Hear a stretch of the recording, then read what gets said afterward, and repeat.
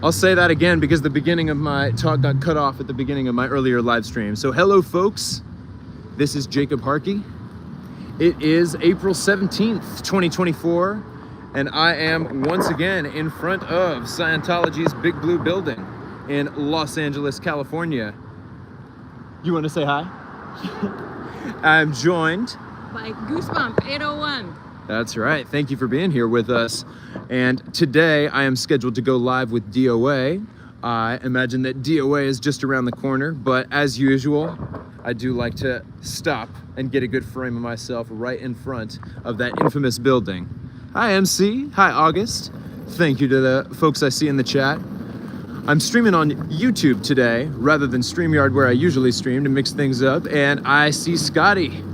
So I will be getting started with the interview very soon, I do believe. I hope that some of you got to tune into the protests that we held at the federal building in Los Angeles, demanding that the IRS revoke the Church of Scientology's tax-exempt status earlier today. You want to make this? Sure. And we do have a trafficking van right there. Thank you, Kara. There's AOLA. Advanced Organization, Los Angeles. Hi, sassy lass. Yes, yes it is. Mm-hmm. Yep. Hey. Not much. How about you? Good. Very good. How you doing?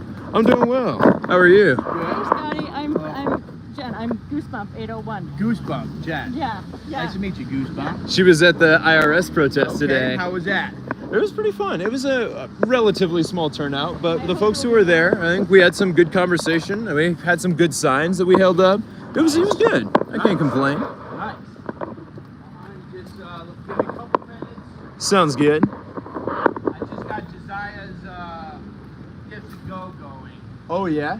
Yeah, so I made one. Laura's the beneficiary. Okay, nice. And I donated $500 to start it off. Wow. Nice. Very good of you. Yeah, that is a good start. I will check that out. Thank you for letting me know. Do you have a scene log? Just a few minutes and then Yeah, we will she's be got getting 5 started. sausages. She'll be back Okay, nice. very soon. She said. Right around this time. Sounds like a plan. Hi, Nerman. Where are you from? That's awesome, Lexi. I hope you have a good free weekend. Yeah. I was in San Diego for the Billy Joel concert. Okay. Sunny to Cuse, the answer is yes, by choice and happily so. Well, if I had a shirt, I'd have you cheer this, I'm good. There's free reads, there's whatever. Tell me where I could be, not in your frame. Yeah, once Laura gets back, I'm sure she'll be down to walk around the building, give you a tour of what she knows about all the buildings around here. I mean, she knows more than me. She grew up around all of this. I just realized I stepped on their grass. Sorry, Scientology. Didn't mean to step fast.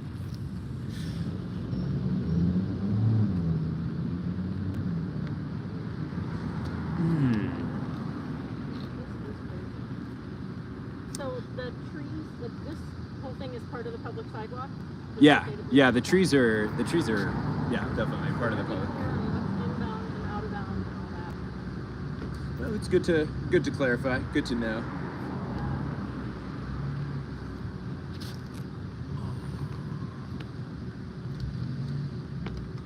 Gorgeous day. What was that? It's a gorgeous day today. Oh yeah. Yeah, I was glad that we got a good weather day for both the protest and the interview.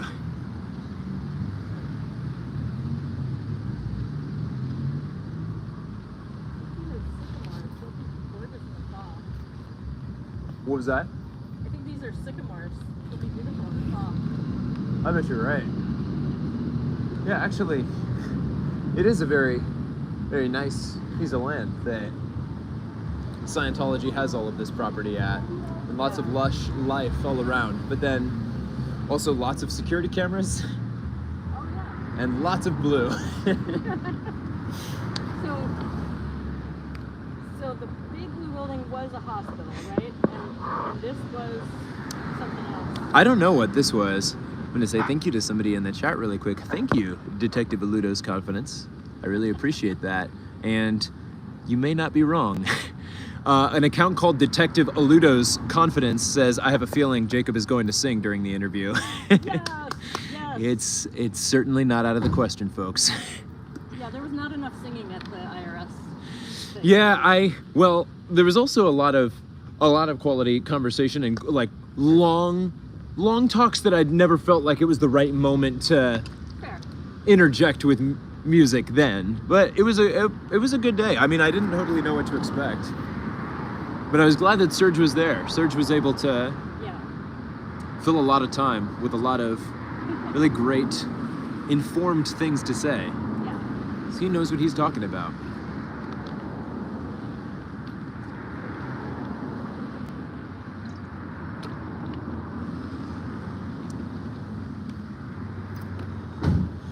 Thank you, Dr. Mark in Texas. Yeah, I kind of pulled those out at the end just to think, hey, I brainstormed a little bit about this beforehand. You're welcome. Hey. That's from Heather in the library. Oh, wonderful. Thank you. She's in Portland, is that right? I'm not sure where she's at, truthfully. Are you good with the phone there, or is that too close to? No, the let me. hammock? Would it be easier? It should be fine. Okay, sounds good. So in this bad boy.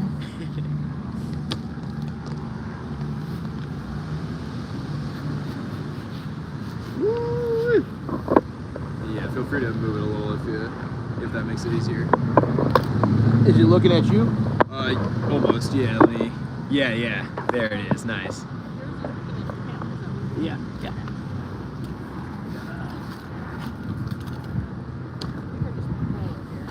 Almost.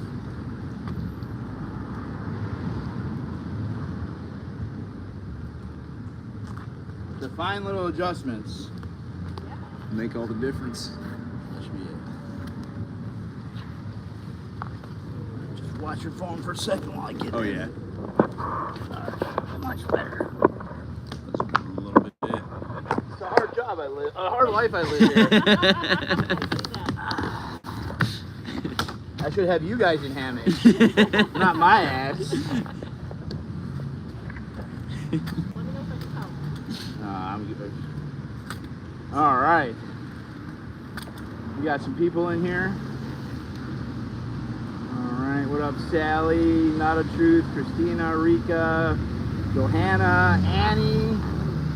Rika, they like your t-shirt. Oh yeah. This is a Laura FM T-shirt. Nice. MD Media.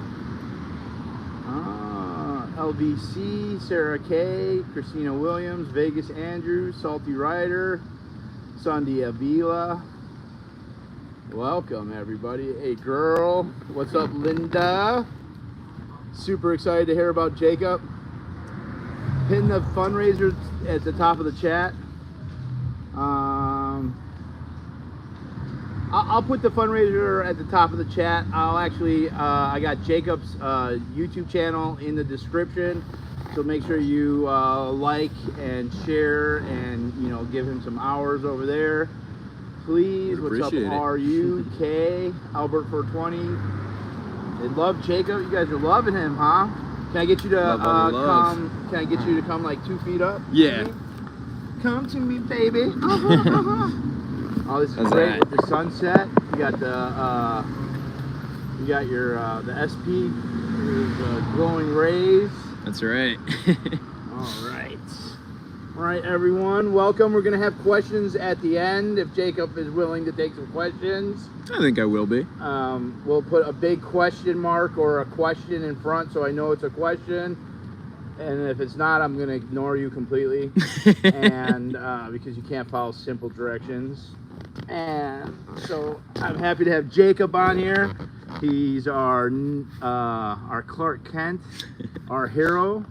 So I'm excited to have him here. Thank you, Jacob, for taking the time. I forgot about this interview. It's all good. So We're making it happen.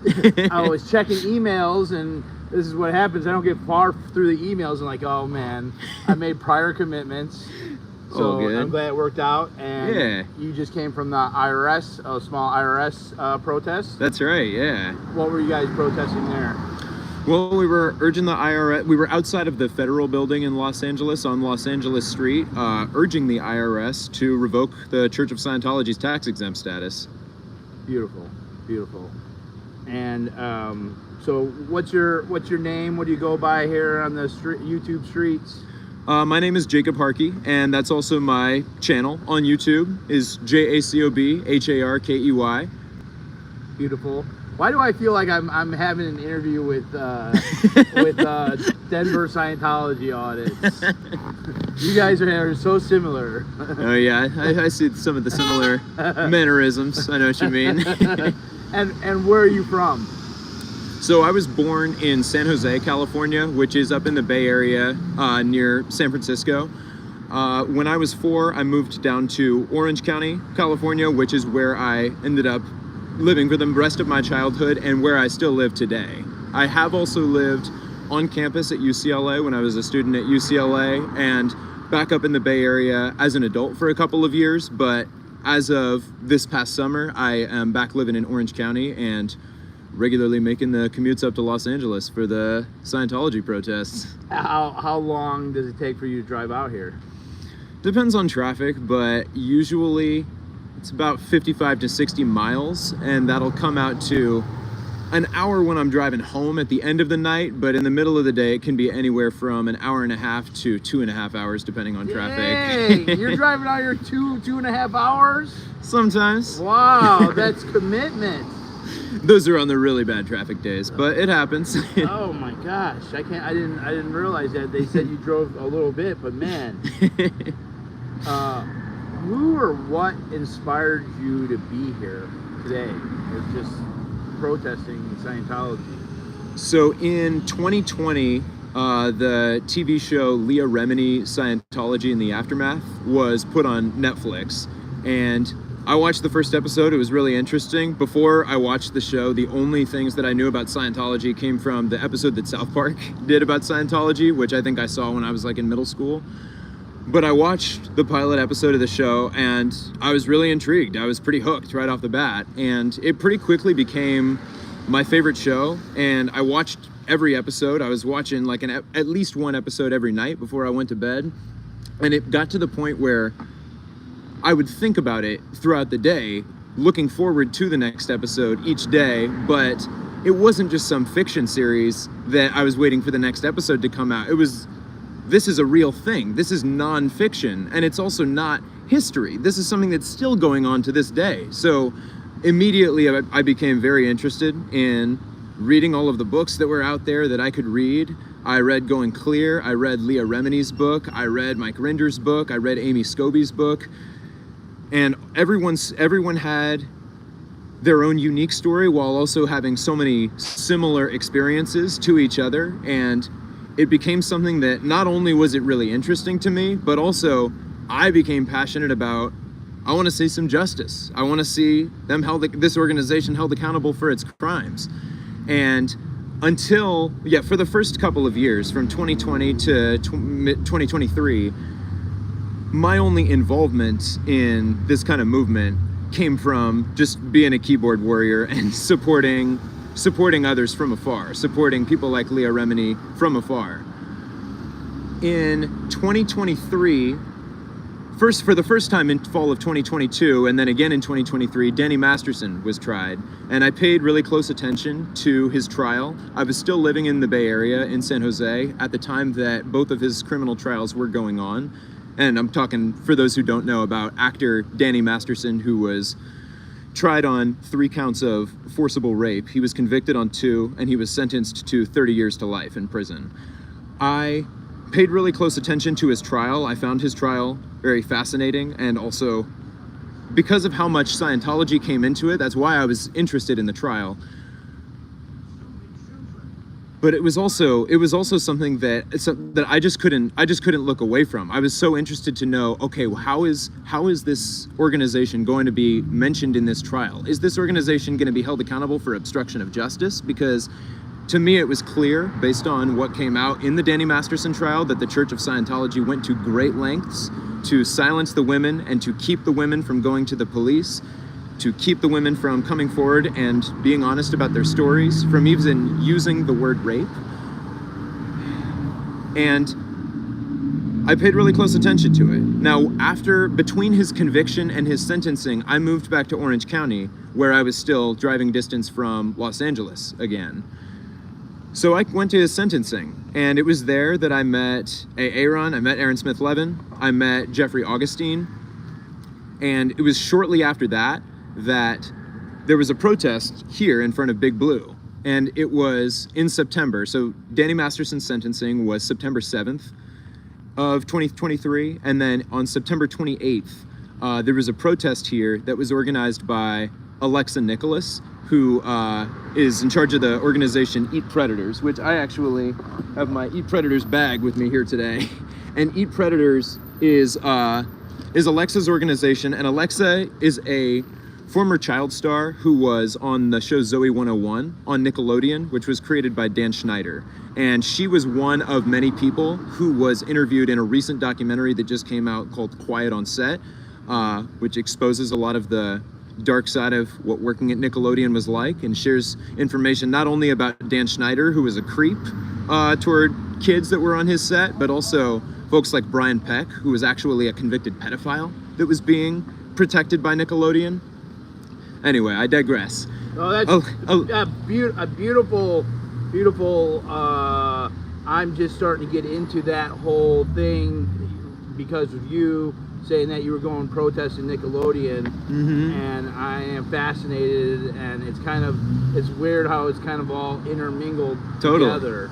Totally, completely. I mean, there's similar patterns of behavior in all of these kinds of organizations where there's power and there's corruption, and there are individuals who have the ability to go to great lengths to silence people, and that's the kind of thing that we see. But back to Scientology and why I'm here. I attended that first protest. I became a good friend of Alexa's. I helped Alexa organize another protest that we did in front of Celebrity Center, which is right across the street from La Poubelle. That was in October of 2023. And it was shortly after that completely independently of Eat Predators, Will, Streets LA, and Jessica Palmadessa started regularly protesting in front of the Hollywood Boulevard Testing Center. So the first time that I met both of them was in December of 2023, when David Miscavige, the leader of Scientology, came to do an event at the Shrine Auditorium in LA. So there was an informal gathering of us, including myself and Laura and Streets LA and Jessica. And then that was where I also met people like Chris Without a Hellcat for the first time. It was that night that Laura saw her dad. And from there, I didn't start streaming myself for a couple of months, really, because I just kind of figured there's already so many people who are out here. Do I really need to be another angle? And plus, I was usually holding signs when I first started. Sometimes signs like above my head where I needed both hands, so I just wasn't able to also hold a phone at the same time. But it was once Aaron was detained by the police that I started to realize, actually, it is a good thing to have several angles, because when Patrick Perry assaulted Aaron Smith Levin, you could see on his stream the fist go by the camera, but you didn't see it make contact with his head. On the streams of people who were around him, you could. And it was then that I realized I should be streaming out here. I'm out here, I've been paying attention to this movement for a little bit, and it's good to have another angle. So let's get into it. Let's do this. Do you feel safer with a camera? I would say so, because when I have folks who are in the chat who can let me know what's happening at other points around the building with other folks who are there in the event that something like that happens, that's great. And then also it's more documentation. It's more proof of I can have a camera on myself. If there's someone who I'm not comfortable around and I want to put the camera on them to protect myself, I can. Yeah, I would say that I do. Can you tell us a little bit about your background, if you don't mind sharing? Yeah, totally. So, I am 24 years old. I hold a bachelor's degree from UCLA with a major in English and a minor in film, television, and digital media.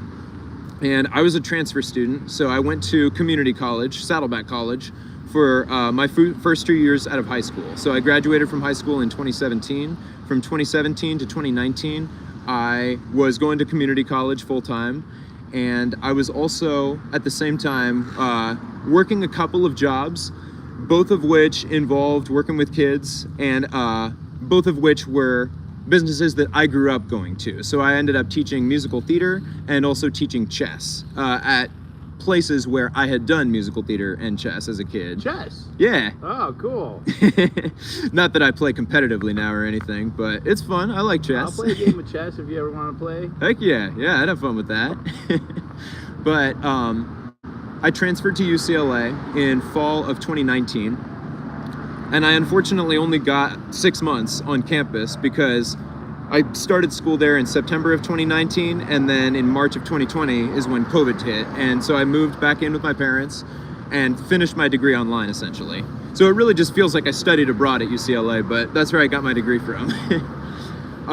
When I was a senior in college, a recruiter reached out to me from the organization Teach for America. And Teach for America is an organization that is involved with AmeriCorps, where people who participate in the program receive money for educational grants, which for those who pursue Teach for America, like I did, we have to use our educational grants to pay for our teaching credential because we are required to be enrolled in a teaching credential program while we're actively teaching. But Teach for America is a program that focuses on combating educational inequity. And so a part of talking to this recruiter and learning about Teach for America involved learning about the education system and why people of color are, and people who are oppressed in different ways, marginally, are often bound and more likely to be attending a school with not as many resources because of things like the effects of redlining and the ways that different school districts are drawn and were drawn back before the civil rights movement and before redlining was outlawed, so that they were divided up by race. And even though those policies are outlawed, the impact of them and the fact that the historically Black communities or historically Hispanic communities tend to receive less funding. That's something that Teach for America wants to make sure that its core members and the people who are teaching with Teach for America understand. And so they specialize in recruiting and training anti-racist educators and teachers who are going to be committed to creating a classroom environment that is committed to diversity, equity, and inclusiveness. And they talk to us about what things are important to keep in mind when we talk about developing that kind of learning environment and making every student feel like they're welcome and feel like they are valued, no matter what their strengths are and what their areas of need are. So at this time, I was an English major and a film and television minor when I was a senior, but I had this conversation with this recruiter, and I knew at the time that film and television, or entertainment in some capacity, was what I was most interested in doing for a career. But COVID just completely froze that industry for a little bit, particularly during my senior year, which was 2020 to 2021. There was not much filming happening during that time. So when this recruiter reached out to me, I figured this sounds like it's something that I could be qualified to do based on my work experience and the fact that I'm about to graduate from college. And I don't see many other job prospects right now during the pandemic.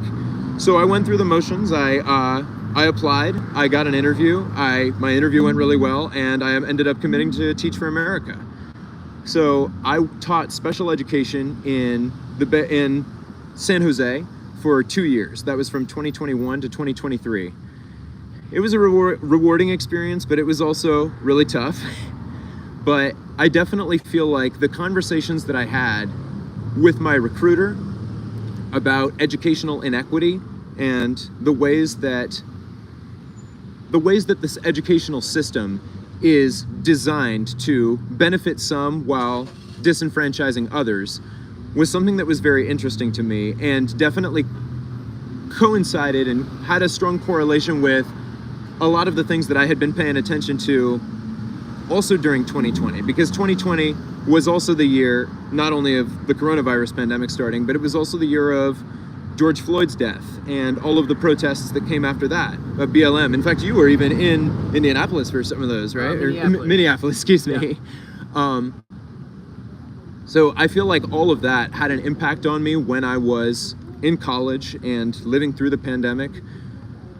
I was definitely raised to be I was raised in a fairly liberal household, I would say. And when I turned 18 in 2017, I registered to vote as a Democrat, and I voted for Joe Biden in the 2020 election, which was the first election where I was old enough to register to vote. But I definitely feel like the experience that I had with Teach for America, and the experience that I had living through 2020, living through the pandemic, and living through the Black Lives Matter riots, all of those played a big role in my own development of some level of political consciousness. And it's something that I've continued to take a deep dive into independently, I would say, because I feel like I've seen a lot of very similar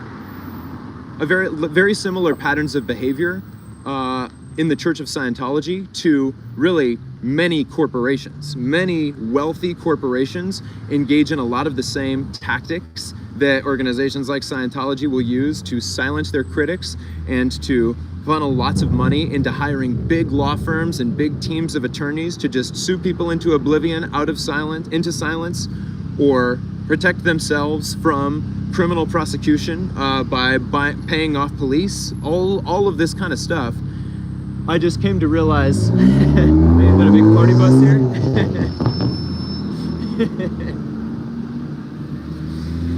But all of that kind of stuff, I started to see so many patterns of behavior. So I feel like as I started to take a deep dive into anti-Scientology activism, I also started to find myself taking a similar dive into anti-capitalist political theory. And I started to even notice the ways that propaganda will make people believe that things can't be any other way in multiple organizations, and the ways that organizations like Scientology will use labels like suppressive person to just immediately label somebody as an enemy so that any Scientologist may not interact with them, may not listen to a word that they say. They are completely evil. End of story. They're an SP. That's it.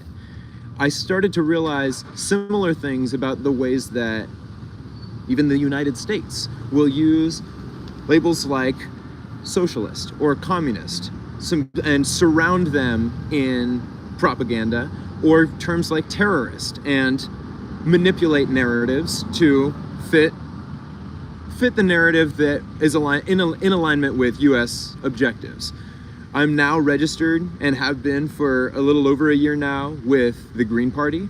And while I was living in the Bay Area, I was fairly involved with the Green Party of Santa Clara County. The truth is I haven't done as much local organizing with the Green Party since I've moved back down to Southern California, but they are still the organization that I am registered with to vote. And I voted for Jill Stein in the recent California primary, which we had. And of course, I know that Jill Stein running in this election, the odds of her winning the election are fairly low, but I have found that with the political consciousness that I have seen myself coming into, I've become more and more disillusioned with the Democratic Party when they had been the party that I was registered with for my first few years of being able to vote. Can I kind of keep going down this route from my background? Yeah, Let me yell at Chat for a second. Chat, I wouldn't doubt this isn't an opportunity to talk politics, all right? We don't talk politics on my thing. He is telling his story, and he's allowed to talk politics because it's rules for thee and not for me and thee right here. Okay, so because divisive, but like, let him tell his speech. Bite your tongue. You know, tell your story without making it polarizing, right? Mm-hmm. If you're in the comments, make your comments. Don't just say stupid catchphrases, right? You know, let him tell his story. You have to take off. All right. It was nice to see you. Thank you for coming to the protest earlier today. Sorry, it was nice to meet you. I hogged him and. No worries. We had some good quality time. It was all good. We did. Thanks. Although I was expecting Laura to come, I was hoping you would get a chance to say bye to her. Yeah, me too. Oh well. She's on Indian well. time, so you just gotta. Very much so. So anyway, have a good All day. right. Yeah. Have a safe Nice trip. meeting you. Bye-bye. But I guess just to explain a little bit more of why I came to that decision to leave the Democratic Party. Yeah, go I'd ahead. love to explore that with you, and I want to touch on something before we explore it. if you don't mind. Yeah, no worries. Because you brought it up. Now, now, you were very supportive of the protests in Minneapolis for George Floyd. I would say so, yeah. Yes. Now, you referred to them as the BLM riots. Did I say that term? Yes. And so I'm just curious, that language, usually that language is not used when it's someone who has a supporting belief of the BLM stuff. Now, I'll just throw out my little thought process, right? Yeah. I was there, and I was there on the largest national deployment of National Guard in Minneapolis that day. And there was a lot of burnings. I got shot with rubber bullets, tear gas. By the cops or by Yes, the cops. And I saw people there trying to protect their homes and businesses. I saw the National Guard trying to protect firefighters. I saw people there peacefully protesting and exercising their First Amendment right. I saw looters, rioters, and arsons. I saw felony theft, but I saw a little bit of everything. And I personally don't like hearing that, oh, it's riots, or oh, it's just peaceful protesters, because my experience was that there was a little bit of everything. And that I think that the cops allowed them to burn. I believe the cops allowed what happened to happen. They instigated the crowd to create that whirlwind. So go on. I'm sorry. No. I appreciate you sharing all of that. I think that all is worth bringing up. The truth is, I didn't. I don't think that it was necessarily intentional that I used the word riot as opposed to protest. But it instantly threw a flag up in my head. Okay, so. But I would definitely say that I was in support of those who were protesting against police brutality and against systemic racism, because like what I was talking about with policies like redlining, which involved drawing up school districts in a way so that black communities were bound to be disenfranchised. Yes, it's been decriminalized now as of the 70s, but the effects can still be seen. Things like that, I started to realize more and more, okay, racism is not just something that exists on a personal level. I am racist or I am not racist, but racism can be something that's baked into systems. And what I'm saying does tend to be in alignment with a lot of left-wing politics. But I mean, that was kind of I feel like it's all kind of played a. There's Laura. You can hear her from a block away. But so all of that in 2020 definitely played a significant role in me developing my political consciousness. And so now you're behind Jill. Jill's been involved in kind of the third party politics for quite a while now. Yeah, and I think that I trust her because I think she's got a pretty strong track record of being with the Green Party. She's run with the Green Party before, and she's backed other Green Party candidates. And there are other left-wing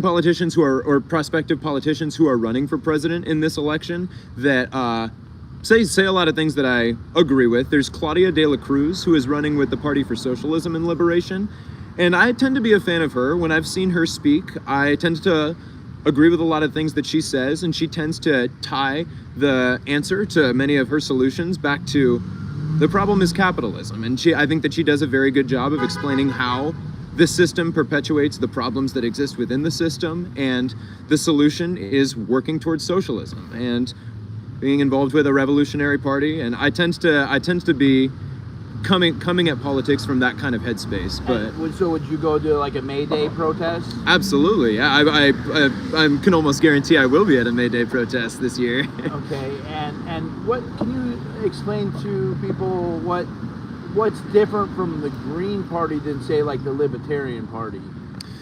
Well, the interesting thing about libertarian, so libertarian is a word that when I picture the political spectrum, and I'll turn around for a sec so that I can view this on the same plane as the chat, but when people think of the political spectrum in terms of left to right, where there's left wing over here and right wing over here.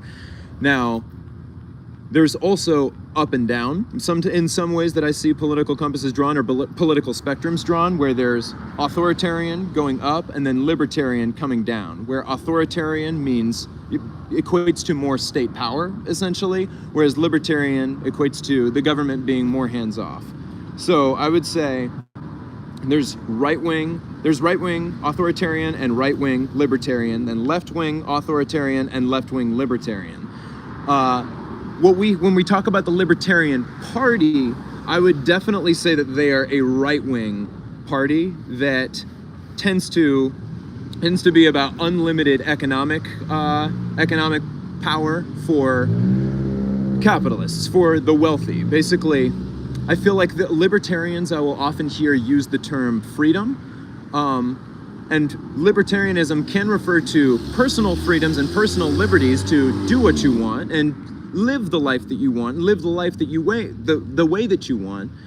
But the word freedom, I feel is often also applied in the same sentence with really a different meaning within the Libertarian Party to mean unchecked freedom and unchecked.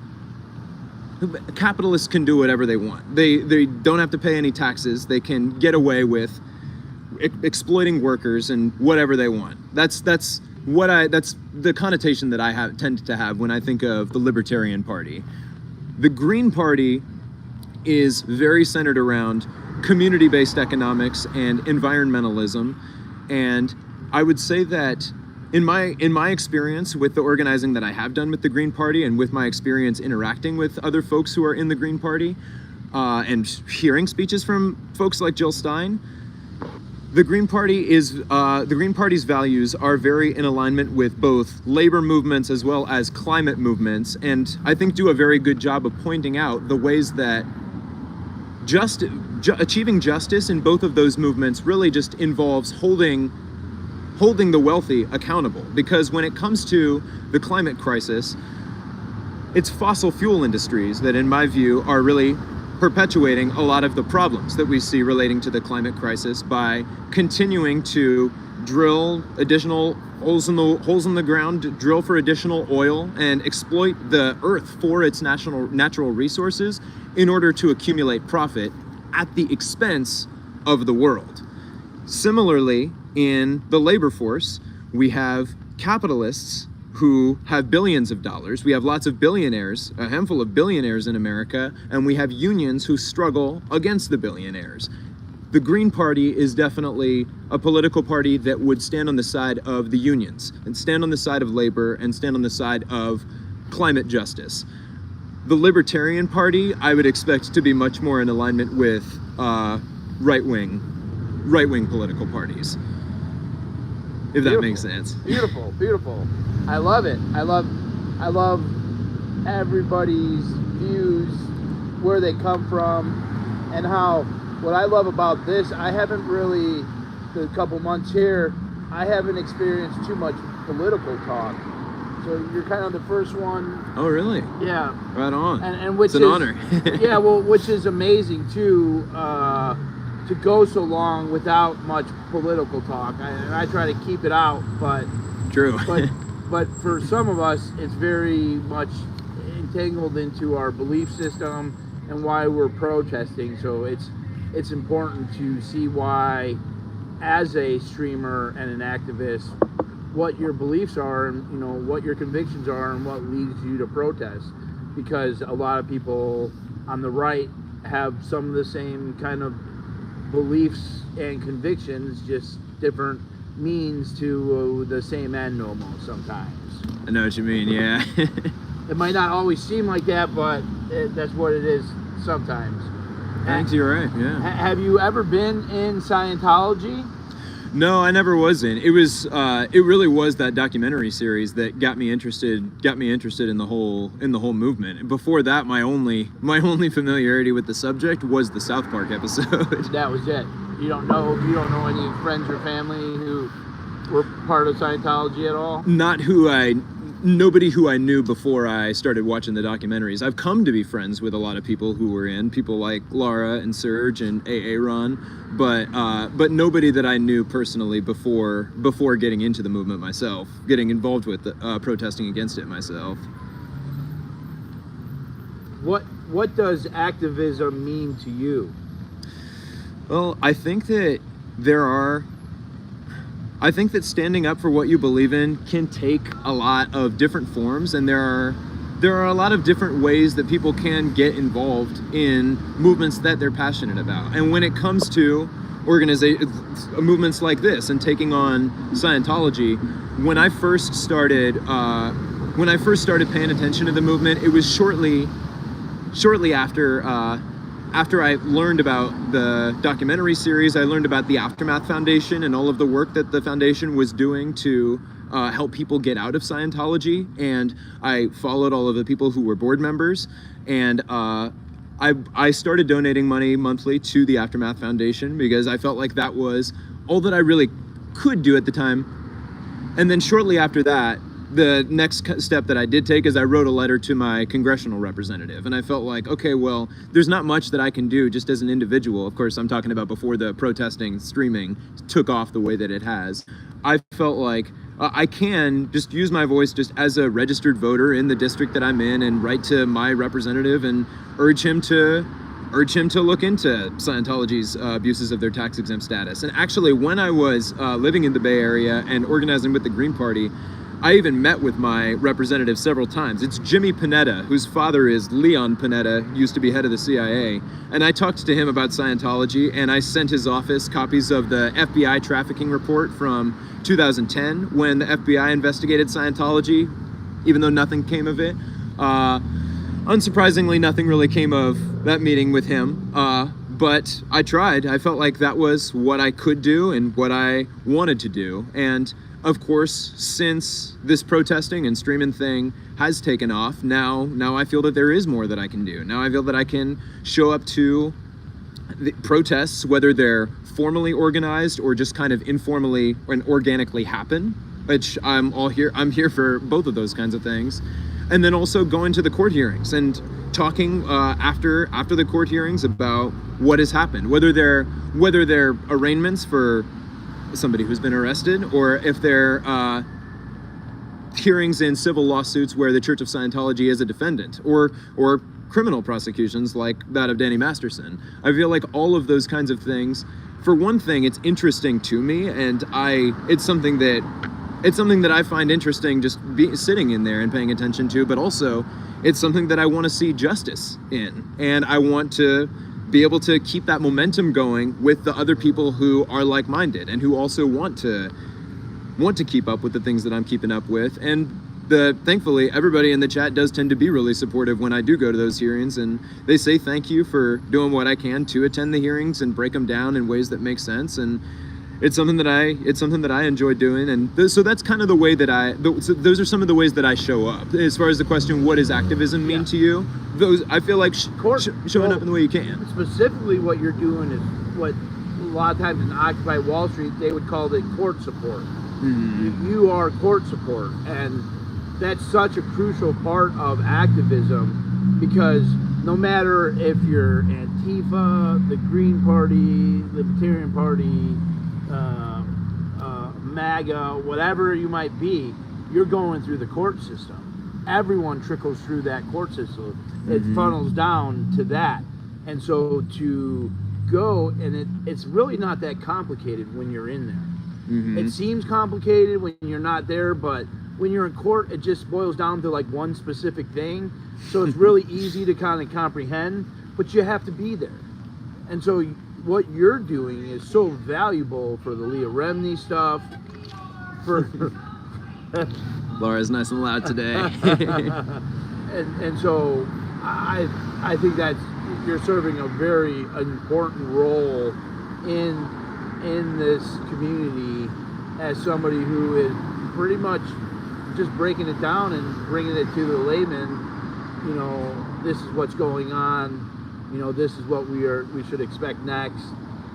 I'm really impressed how you are doing it, and you're so young doing it that you have so much more where you could go. Yeah, thank you. I appreciate that. You're welcome. What advice would you give new streamers? On one hand, a part of me wants to just say, trust your gut, because I feel like I can give advice to do things the way that I have tended to do it. I've tended to park a little bit of a ways away if you're talking about like IRL streaming and like streaming out on the streets or any kind of streaming any kind too. of streaming, whether it's at home as a panel or okay. new people. Yeah, stream. I guess stream it more streaming specific.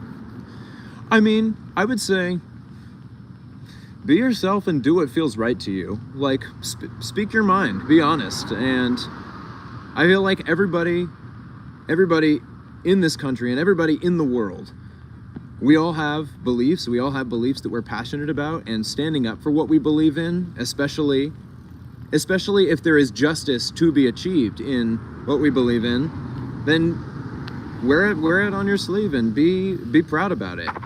Looks like my phone might be on low battery. I might switch my battery in a sec, but I would also just say... You want to get you need a battery pack? I think I have another one that might have some juice in it, but I'll let you know. But just to wrap up that thought before as far as other advice for new streamers, I mean, have fun. Like, just do it. Like, I feel like making videos that are pre-edited and all of that before they're uploaded tends to be something that you get super on yourself about, or at least I get super on myself about, and I'm never happy with it before I just put it out there. But with live streaming, you can kind of just put it out there. It's really, I've found it to be a really fun opportunity, a fun and also great experience for myself, just with public speaking skills and presenting ability. I've really enjoyed doing it. But I feel like also, if you're going to do IRL streaming, or if you're going to be talking about organizations like Scientology, who tend to keep notes on their critics and sometimes engage in fair game activity against their critics, know what you're getting yourself into, and go into it with informed consent. So be aware of what kind of waters you're venturing into, whatever kind of content it is that you are looking to make. Yeah, those are some of my thoughts. Beautiful. Switch this out. Battery tech. Yep, battery tech. Hey, chat. Listen here, chat. Listen here. We're not calling people idiots in my chat. We're not doing all the name calling. We're not in 4th effing grade. All right, you're on a 24-hour timeout. All right, keep it together. Learn how to interact with people and not just start making belittling comments to people. Come with facts and be smarter than them. Be a real good troll, but don't be an asshole. Okay, there's a time to be an asshole. Not right now in my fucking chat. Thank you, you fucking assholes. Seriously.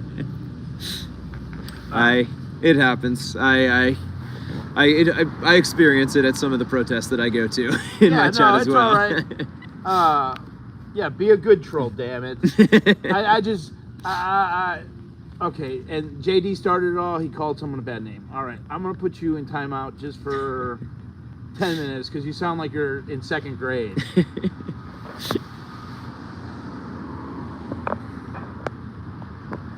All right. Well, he'll be back in 24 hours. Someone maybe you're unfairly prosecuted. I'm getting you. I'm getting you ready for the government and what happens in our court system. Okay, you can make an appeal to the. You can send a motion to reconsider over to my email. I might not get it, and your ban will be out in 24 hours. So tough. If I catch the other one, I'm banning you too. Thank you for. He was taking up for Jacob, man. He got.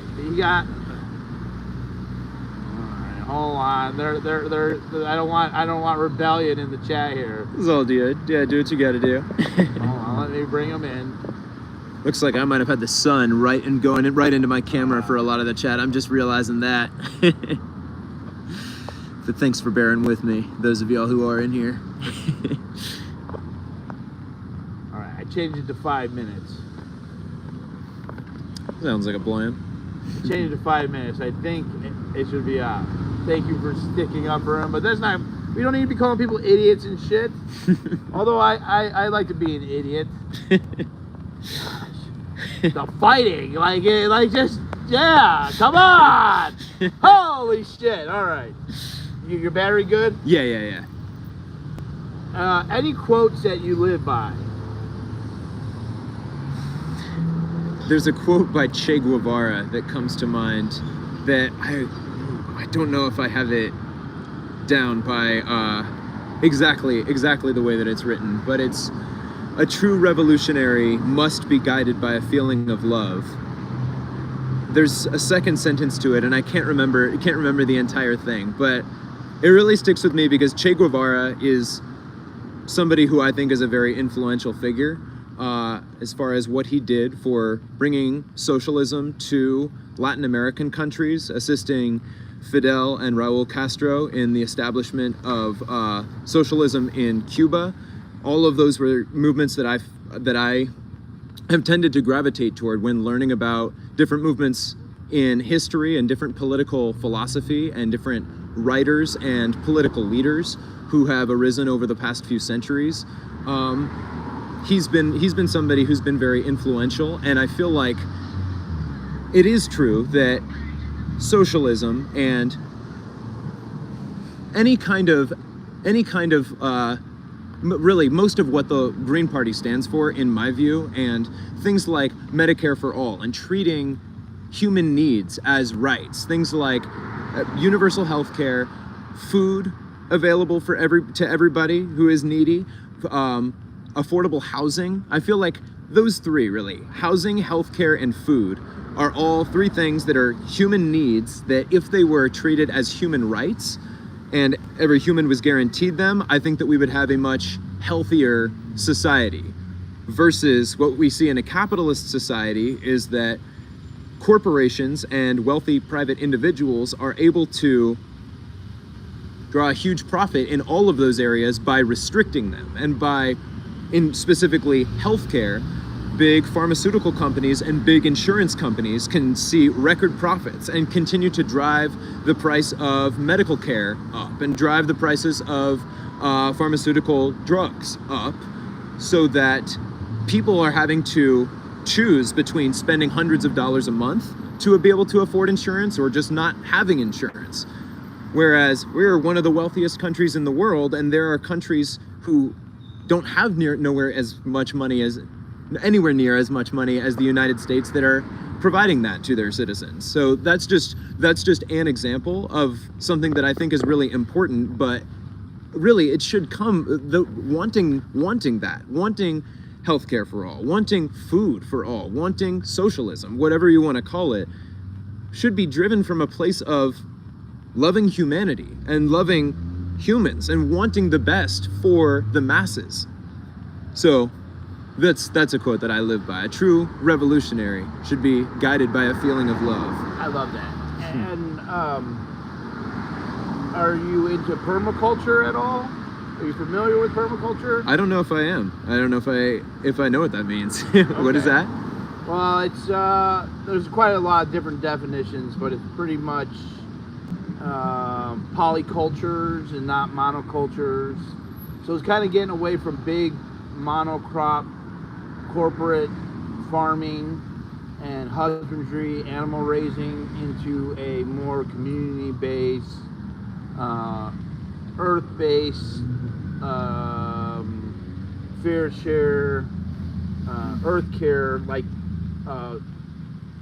agricultural practices and husbandry practices that promote healthy regeneration of the environment, while as creating abundance and through polycultures and food forests and all sorts of different systems working in tangent. To me, when I hear like you start talking about communists and communism, that starts kicking up this real polarizing speech, right? Yeah. And for the people that are falling into that socialist communist, they're a lot stronger into like gardening and health care for everyone, and I think that's a beautiful thing that everyone should be taken care of and whatnot. Could you have that without having like what some people think is communism or socialism? Is communism and socialism attached to feeding the homeless? Can they be separate, or do they come hand in hand, I guess? So it's a good question, and where I would sort of start to think about approaching that kind of a question from is, I think that terms like socialism and communism, when being taught in a capitalist education system and in the public education system in a capitalist country, are going to tend to be shrouded in a lot of propaganda. And I definitely know that many people in this country, when they hear the term communist, they associate it with dictator, or they associate communism with dictatorship, where there is one leader who has absolute authoritarian control and all of the citizens live in full subservience to him. That's really not what communism is at all. Communism refers to, well, there's a few ways that I can approach this. Communism yearns for a stateless, classless society where society operates on the principle of from each according to their ability, to each according to their need. Now, Karl Marx synthesized the idea with Friedrich Engels, among other collaborators, synthesized the idea of communism in the Communist Manifesto, which came out in 1848, and it was largely informed by the actions of the Paris Commune, which essentially was a left-wing, workers' rights-driven organization in France that, for a brief period of time, overthrew the French government, and that it didn't last long. And the French bourgeoisie, as it tends to be referred to in Marxist communication, they seized power again. But Marx was able to take what he witnessed from those attempts and from that movement, from those workers, and develop the philosophy of communism and of yearning for a stateless, classless society that operates on the principle of from each according to their ability, to each according to their need. Now, Marx died before any significant communist revolution took place. One of the first major communist revolutions which did take place was the Russian Revolution, the Bolshevik Revolution, led by Vladimir Lenin in about 1917. And up until that point, Russia had been a monarchy with a czar, an all-powerful czar, and he was very unpopular by the time the Bolshevik Revolution happened, and I think it was largely had to do with Russia's involvement in World War I, which a lot of the peasants in the monarchy of Tsarist Russia were not favorable toward. So he was already an unpopular figure, even if communism wasn't necessarily what everybody in the country was subscribed to at that time. But the fact that the Tsar was so unpopular and week, essentially, after World War I, made the conditions such that the Bolshevik Party, a Marxist group that read and agreed with the principles laid out by Karl Marx, they were able to successfully seize state power. And so when these different terms are thrown around, I feel like Marxism refers to the political philosophy which was posited by Karl Marx, which yearns for a stateless and classless society. Lenin is the first notable revolutionary who was actually able to take what he learned from Marx and apply it to real life and actually seize state power and begin to work toward achieving socialism. And so socialism can be looked at as a transitory period between capitalism and communism. And I guess it would also be good potentially to define capitalism while talking about what communism yearning for a stateless, classless society. Capitalism refers to a market-based economy that is based on private ownership and profit, where the goal is profit, accumulation of more capital, and the more capital you have, the more power you have.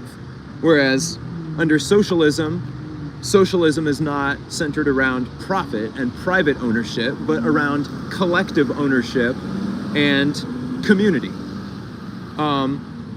And communism can be looked at as an end goal of reaching a point where we don't even need to have a government because society just is able to operate on its own. So Leninism is sort of a method by which one can achieve the goals of communism through Marxist philosophy. So in left-wing spaces, when you hear different people of different left-wing tendencies communicate, you'll hear people call themselves communist, you'll hear people call themselves Marxist, you'll hear people call themselves Marxist-Leninist, you'll also hear people call themselves Marxist-Leninist Maoist, and the truth is, I don't feel like I've read enough by Mao Zedong, who was one of the next notable revolutionary figures who led the Chinese Revolution and was instrumental in implementing socialism in China. But so that's sort of how I approach that kind of a question. And as far as what my political views are, I feel like there's not necessarily one label that I'm married to, but I feel like you can call me a leftist, you can call me a socialist, you can call me a communist, you can call me a Marxist, you can call me a Marxist-Leninist.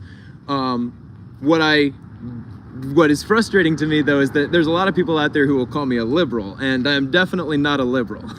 And I feel like in American politics, there's been a very successful campaign by the government and by the media to frame the political spectrum as here's left-wing and here's right-wing. The Democrats are a left-wing party, and the Republicans are a right-wing party.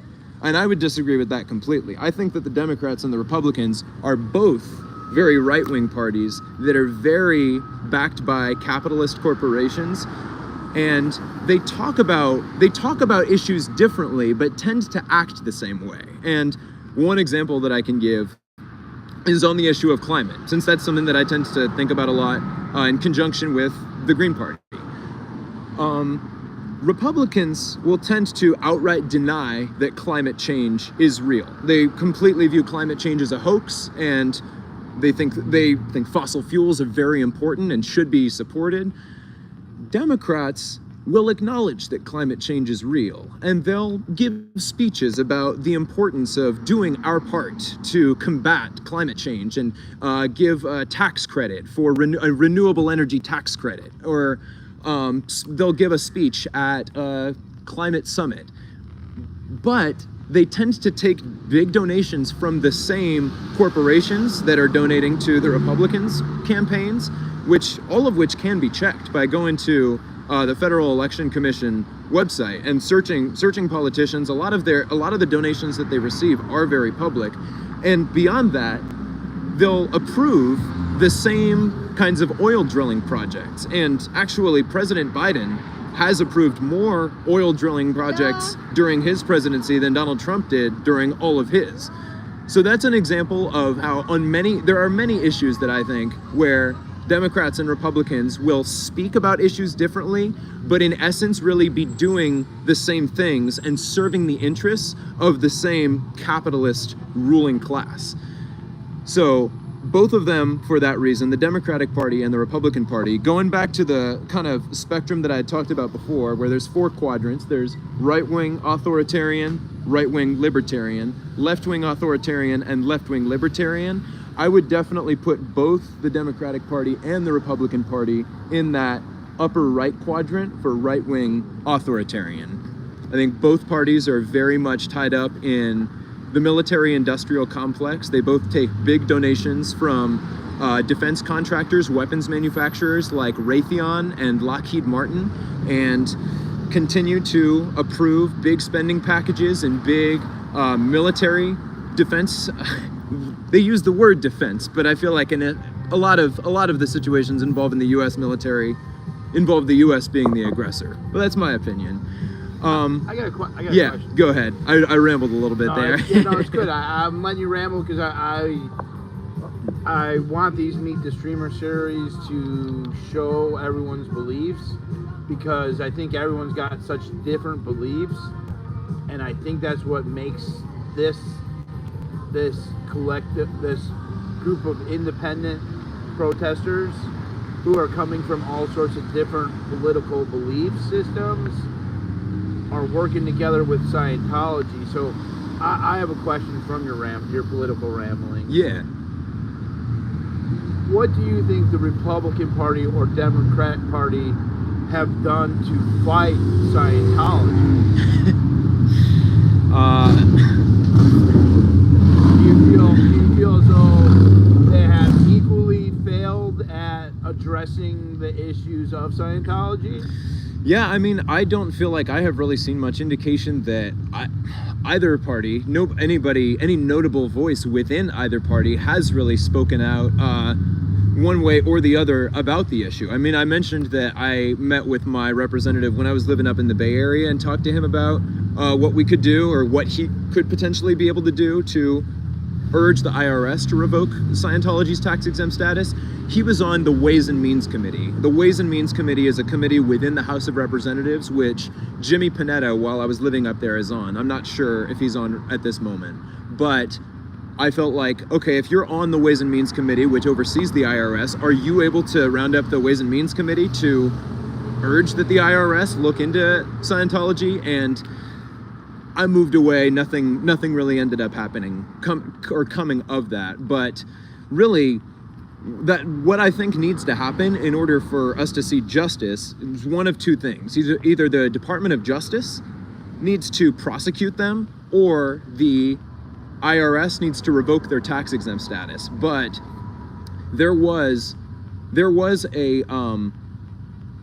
an investigation into the international base in particular, if I'm not mistaken, into human trafficking in about 2010, where lots of Scientologists were interviewed, some ex-Scientologists were interviewed, and the findings of that, the report was published and is online, with many redactions. Anytime that there's a name listed, it's redacted, but the report is available to view. It was turned over to the Department of Justice and nothing came of it. Well, I've heard a law professor talk about that, and talk about the fact that the Department of Justice rarely goes after religious organizations. So the ironic thing is that the IRS is made up of attorneys and accountants, and really is only making the choice of whether or not an organization is a religion for tax purposes. But that has further implications, because once an organization has tax-exempt status and is recognized by the IRS as a religious organization, now separation of church and state comes into play in a way such that courts are not totally able to interpret whether or not religious activity is fair, because then that's getting into a court making a decision about what religion somebody is allowed to practice, potentially. Now, of course, I think that any organization that's doing illegal activity should not be afforded that kind of privilege. But the Church of Scientology, after fair game in the IRS, was able to achieve tax-exempt status. But anyway, as far as your question about the Republican Party or the Democratic Party, the thing is, it's really hard for me to really comment much on either party, because I just haven't really heard many politicians from either party even broach the subject. And does your political views change the way you do your journalism? Or are your political views independent of your journalistic, like, say, for example, like how you're reporting on the court case? Mm-hmm. Are your political views attached to that reporting? I don't feel like I necessarily have to. I don't feel like it necessarily serves the purpose of those videos when I'm outside the courthouse and I'm my goal is to give an update about what I saw in there and give a recap of the important details to know and what to understand about what transpired that day. I don't necessarily feel like in those circumstances it would serve me to start talking about my political views. But I mean, I think this is also something that I've talked to you about before. I tend to think a lot about how to appropriately toe a line, or if there is a way to, or how to approach the subject of activism versus journalism. Because I definitely consider myself an activist. I definitely have causes that I'm passionate about, that I do what I can to amplify and support in the ways that I can. But also I do like to stay up to date on current events, and in the case particularly of these Scientology hearings, actually go and report on them in a sense. So as far as whether it's more appropriate for me to call myself a journalist or call myself an activist, or if you can just, if it is okay to be both, I feel like what I've tended to say recently is that I feel a little bit less reserved about calling myself an activist. And part of that might just be coming from a place of insecurity or my own self-consciousness about, am I a journalist? But that's kind of what I feel, is that I tend to try to stick to the topic at hand. And I would even say the same thing about the different protests that I go to, because another thing that I've been protesting a lot lately is I've been going to a lot of pro-Palestine protests. I'm very anti-Zionist, and that's something that I explained at the beginning of a lot of the pro-Palestine events that I go to. But I don't tend to get too much into that when I'm at an anti-Scientology protest. Do you feel like those discussions when you're doing Scientology help or tend to not help? If there comes a way that they're relevant, then they could, because sometimes with some of the protests that are not formally organized but that just kind of organically happen, I'll tend to, for example, if we're just standing, I keep dropping this, if we're just standing out in front of La Poubelle, and we're standing out in the streets for several hours at a time, there might be long stretches of time going by where I'm just kind of talking to the chat, and I'm just kind of standing off to the side, scrolling through, saying hi to people. And if people have questions, and it's kind of a moment where I don't mind getting into that, where it's right. we just kind of, yeah, go ahead. Hold on, I want to reel this in before it even starts. Okay. Jacob is doing the interview. He's talking. We are not doing politics. We're not doing Jewish or Palestine, any of it. Just follow along. He is telling us we're not gonna. I'm just gonna put you in timeout for 10 minutes on both sides. Okay. Just listen and enjoy. This is not a time to have discussion with it. Thank you, chat. All right, just listen. You got 2 ears to hear and 1 mouth to listen. It's a bunch of fingers to type, but you're supposed to be doing twice as much listening and then talking. Okay.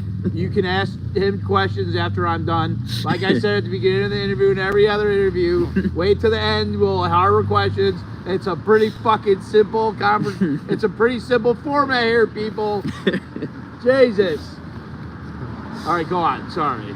But yeah, I feel like if I have kind of a down moment and somebody's asking a question, or, oh, did you see the news? Did you see what happened today? Did you see what the Israeli Defense Forces did today, or what Netanyahu said, or what Biden said. Maybe I'll get into it if it's kind of a moment where not much is really happening. We're just kind of standing in front of the restaurant. No, not too many people are walking by, and I'm just sort of talking to my chat. Then sure. But if we're actively in the middle of, like, when we were going around Celebrity Center and we had the receipt with all of the names of the Scientology kids, that was a moment that it was time to live in the moment, and it was time to focus. Hello. How's it going? I didn't recognize you at first. I was like, who's pulling up here? Good to see you. There you are. Got Zachary Ellison is tuned in too. Yeah, doing a hammock interview here. But yeah, that's kind of how I think. If it feels organic and feels okay to do in the moment, then sure. But if not, if it's not the time for it, then it's not the time for it. And that's something that I kind of just feel out on a day-to-day basis, because really with any stream, I never know what's going to happen until we're there. And so we live in the moment. We're all here, we're all doing it day by day. Yeah, so so I had a couple people in the comments. I want to talk about this because this is something that, like, I really look out for and work on. And there's a lot of people who are disagreeing with you. Which is healthy and good. Like, we all can agree. And there's two people saying that they unfollowed you. I got two different people that I unfollowed. Wouldn't be the first. As I respectfully disagree with his views. And so for me, I feel like that's a lost opportunity. Because you're so amazing at what you do, these people because you have a view that they don't agree with, they are not going to follow you.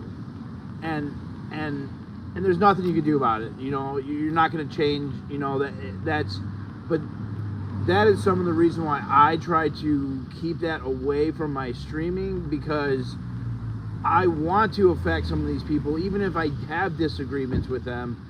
And I might be able to say something that might change your mind later on. But it's such a jump from the ideologies that they have that they will instantly stop listening to you because there's certain key points that they hit. And so I just wanted to say that out loud. I respect everyone's convictions and beliefs, because that's what freedom's about. Like, having that ability to just have freedom. And yeah. So, thank you for sharing that. Of course, And thank you for giving me the opportunity to. Yeah. See, you're not gonna do that. I'm gonna I'm gonna hide you from the channel. Like I said, we're not going into it. All right. What has been your favorite moment so far with the Scientology protests? Favorite moment? When I think about, it's funny, when I think about favorite moments, I think about a few different things, because I think about very emotional moments, and then I also think about very fun moments. So two things that come to mind. One of them was the receipt that I was just talking about. And when a lot of people came into town from out of town, folks like Aaron and Liz Gale and Nora, when they were all here, and we walked around the Celebrity Center, we carried that big scroll of paper that had the names of all of the different people who had left Scientology and spoken out. And then a lot of people gave speeches, and many people were crying. It was really emotional, but I felt like that was, and I even cried a little bit on my stream. I got emotional that night, and I felt like it was a moment that just reminded me why this movement is so important to me, and the fact that this isn't just a documentary series that I thought was interesting a couple of years ago. This is an organization that has really hurt people and continues to hurt people and needs to be held accountable. And it reminded me why protesting against Scientology is so important to me, and demanding justice for victims of Scientology, why it's so important to me. So that's one thing that comes to mind. But then I also just think of the night that we were all at the North Hollywood Scientology event, where they were just playing that song "Flag is Here" over and over and over again for the entire night, while we were all just hanging out in front, asking the cops for their serial numbers and seeing what additional precautions Scientology was taking to tape off as much space so that we couldn't see anything. And "Flag is Here" just played over and over again. And then I started learning the words and I started singing. It was a fun and silly moment, but that's the other kind of thing that I feel like if we're not having fun when we come out here, then why do we keep doing it? So those are two things that kind of come to mind. One emotional moment that felt like really grounded me and why this movement is so important to me, and the terrible impact that this organization has had on so many lives, but then also just the fun moments. The fun moments are a lot of fun too. I want to say that someone wanted to say that there's a lot of people in chat who absolutely love you, and so I just pointed out those two people, and I feel like those two people that made those comments, I feel like you're missing out on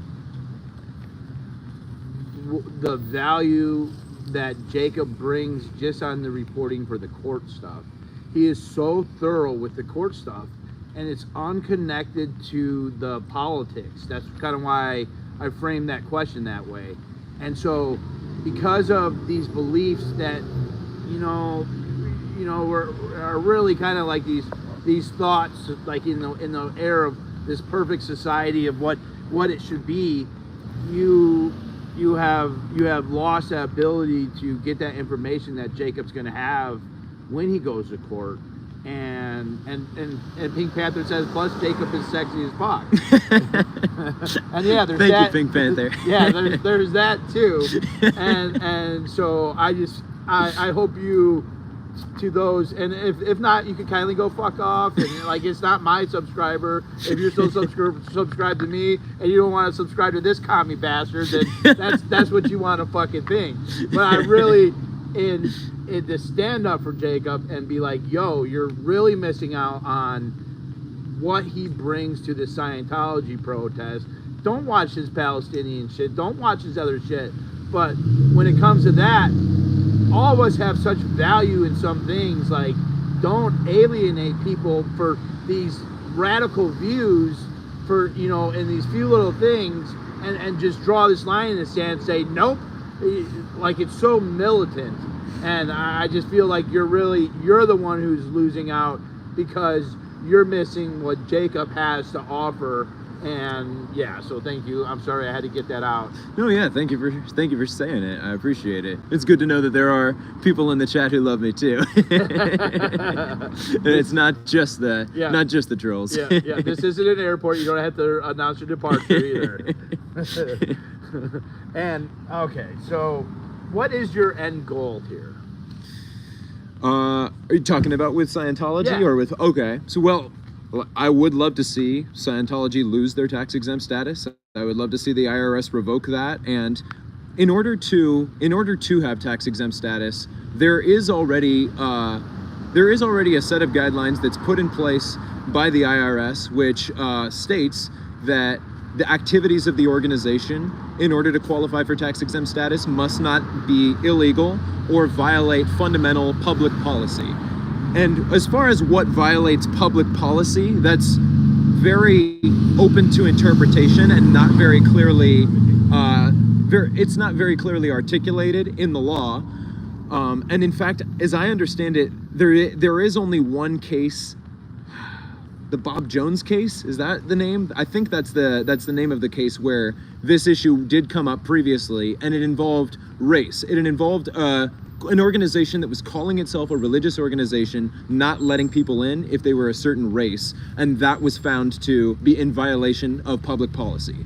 Now, there's nothing else. There has been no other court case, to my knowledge, where the question of whether a religious organization was in violation of public policy actually came into play. So because the only precedent has to do with race, and Scientology has not, to my knowledge, ever turned people away because of their race, that issue, that specific argument I haven't heard made in a courtroom. However, the term public policy and what is in violation of public policy, I think that a lot of Scientology activities could absolutely be argued that they are in violation of public policy, meaning just in violation of what most human societies would consider to be unjust. Things like hiring private investigators to stalk people, or threaten or breaking apart families, restricting communication between families, covering up instances of abuse. Hey, for Jacob. That's me. All right. So this is a gift for you from Jenna. Thank you very much, Jenna. I appreciate it. Thank What are you. we doing? Well, we're protesting Scientology. Okay. So we're just doing an interview right now. Oh, cool. That's right. Yeah. Someone ordered us food. Oh, cool. Thank you very you. much. Alright. That's Yeah. awesome. Thank you. That's right. Nice. I'll have to dig into this in a little bit, it sounds like. Yeah, eat it Yeah, thank you, up, Jenna. man. Yeah, why not? Chomp on it. We're gonna enjoy our food. Sounds good. Yeah. What is this even? California Chicken Cafe. It's like maybe some sandwiches. You want a sandwich? Yeah. Yeah. Heck yeah. You want food? Yeah, man, I'll take a sandwich. Heck yeah. Oh, yeah. There you go. Muchas gracias. See? What do you always say, Zach? Yeah. My job is now to follow around just to Odessa and get free food. So that's what Reddit said. And I always listen to Reddit, you know. Well, he Oh, that's said funny. protesting ain't half bad. It ain't half bad. I mean, covering protests ain't half bad. I mean, That's right. there's nothing that says I don't have to be polite. I don't feel like I'm like ethically like being like. Yeah, thank you very much, persuading Jenna. something I wouldn't believe by a sandwich, you know. I feel like I was in the middle of saying something. I can't even remember what I was saying. We were talking about that. Squirrel. What? It's good to be a squirrel. Oh, it is good to be a squirrel. Good to be a squirrel. Oh, it's We good. were doing the end goal. Oh yeah. So I want to see. Oh yeah. So I was talking about their tax exempt status and the fact that I believe they are in violation of public policy by those activities that they engage in, like hiring private investigators to stalk their critics, putting up hate websites about their critics, breaking apart families, coerced abortions. All of these things are the things that I think are in violation of fundamental public policy. So that's one avenue by which I think that attorneys who are willing to take them on, or the IRS should be willing to consider that the Church of Scientology does not deserve its tax exempt status. The other thing is that there is previously a case that has gone all the way to the Supreme Court, and I'm blanking on the name of the case right now, but if I want to say it was from the late 80s, a few years before 1993, when Scientology got their tax exempt status. I want to say there was a case in 1989 or so that went to the Supreme Court, where the Supreme Court ruled that payments made to the Church of Scientology do not count as charitable donations because there's a price list, and they are quid pro quo transactions where there is a set service that is exchanged for a set price, and that does not meet the definition of a charitable donation. Now, the IRS somehow was able to bypass that when they gave the Church of Scientology tax exempt status. But I mean, as most folks I think watching these streams would know, Church of Scientology did not get their tax exempt status because they deserved it. They got it because they harassed the attorneys and the accountants, the staff members at the IRS, until the IRS caved and gave to the church tax exempt status because they wanted all of that fair game harassment to stop. So that's one thing, one end goal.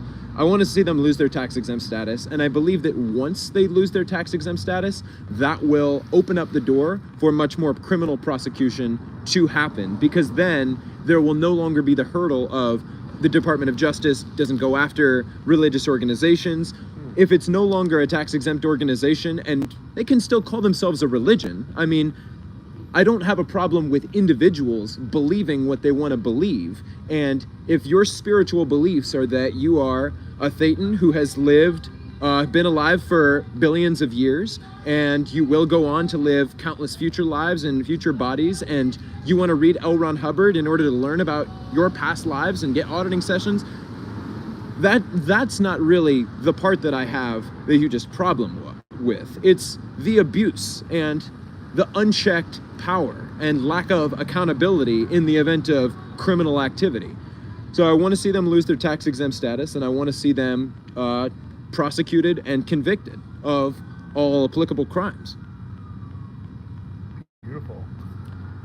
What can people do to specifically help you?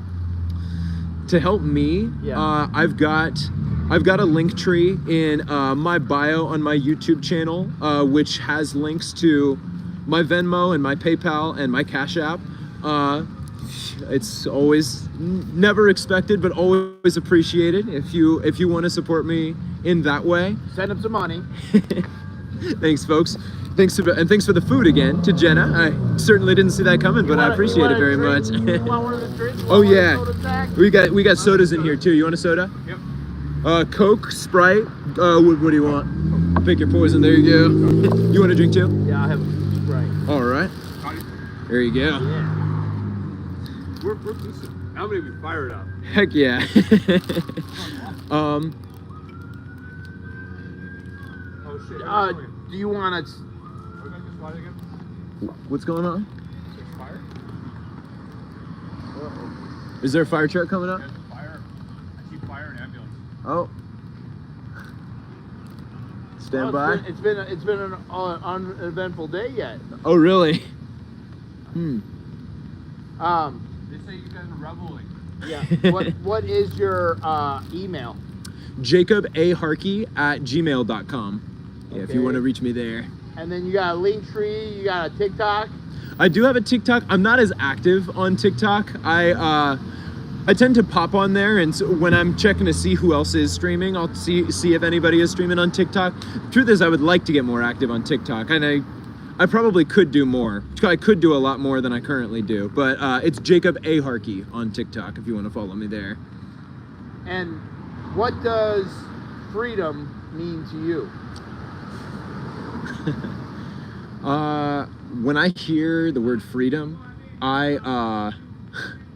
the thing is, I feel like that's a word that when I hear it, I tend to associate it with almost every cult that I've ever heard of, because I feel like every cult promises freedom. In Scientology, there's the bridge to total freedom.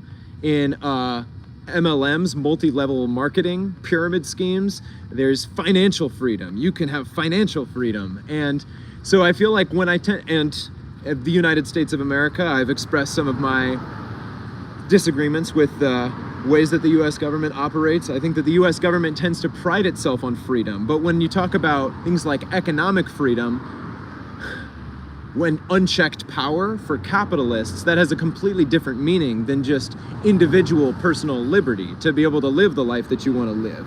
But so one interpretation of what it means to be free and to have freedom, to have the ability to live the life that you want to live, do what you want to do, say what you want to say, I think that's a form of freedom. But also, when I hear the word freedom, I also think a lot about liberation, and going back to some of the revolutionary left-wing politics that I had been starting to bring into conversation. Liberation movements have historically played a large role in what has come to shape my political philosophy and the revolutions that I was talking about. I talked about the Bolshevik Revolution, which I think is an example of the working class freeing itself from the chains of the bourgeoisie ruling capitalist class. Now, I think that there's lots of movements today. I mentioned that I pay a lot of attention to the Israel-Palestine conflict, and I am very pro-Palestine. Can I get into it a little bit? Yeah. I don't want you getting into it. Gotcha. Let yourself say your piece, and yeah, I just don't want the chat like attacking each other, and I've been so involved with chat, it gets nasty. I believe and it. people Yeah. can't fucking just like not call the other person murderers with having different views. So it's just, so yes, you can. I'm watching the fucking chat, okay? So you better just keep your mouth fucking zipped in this bitch. All right, go for it. So what I was starting to say about how the term freedom, I tend to feel like is associated with cults. I guess it's a term that I tend to be careful about using, and when I hear it, I tend to just be very critical about what does freedom mean in this sense. Do you really mean do you really mean personal liberty, or do you mean unchecked power for a small group of individuals? And so I feel like that's something that is just important to me to ground myself in when hearing the word and when using the word. But when approaching a concept like liberation, which I think goes in hand with freedom, I mean, when it comes to the Israel and Palestine conflict, just to explain a little bit of where I come from with that, and this is right in line with what I tend to say at the beginning of every pro-Palestine protest that I go to. When we go to those protests, we are standing to confront and stand against Zionism. Zionism, as I see it, is the belief that all of the land between the Jordan River and the Mediterranean Sea, which is commonly recognized by most of the world now as Israel, belongs exclusively to Jewish people and should be inhabited exclusively by Jewish people. Now, before 1948, Zionism was the belief that a Jewish state should be established. Twig fell on me.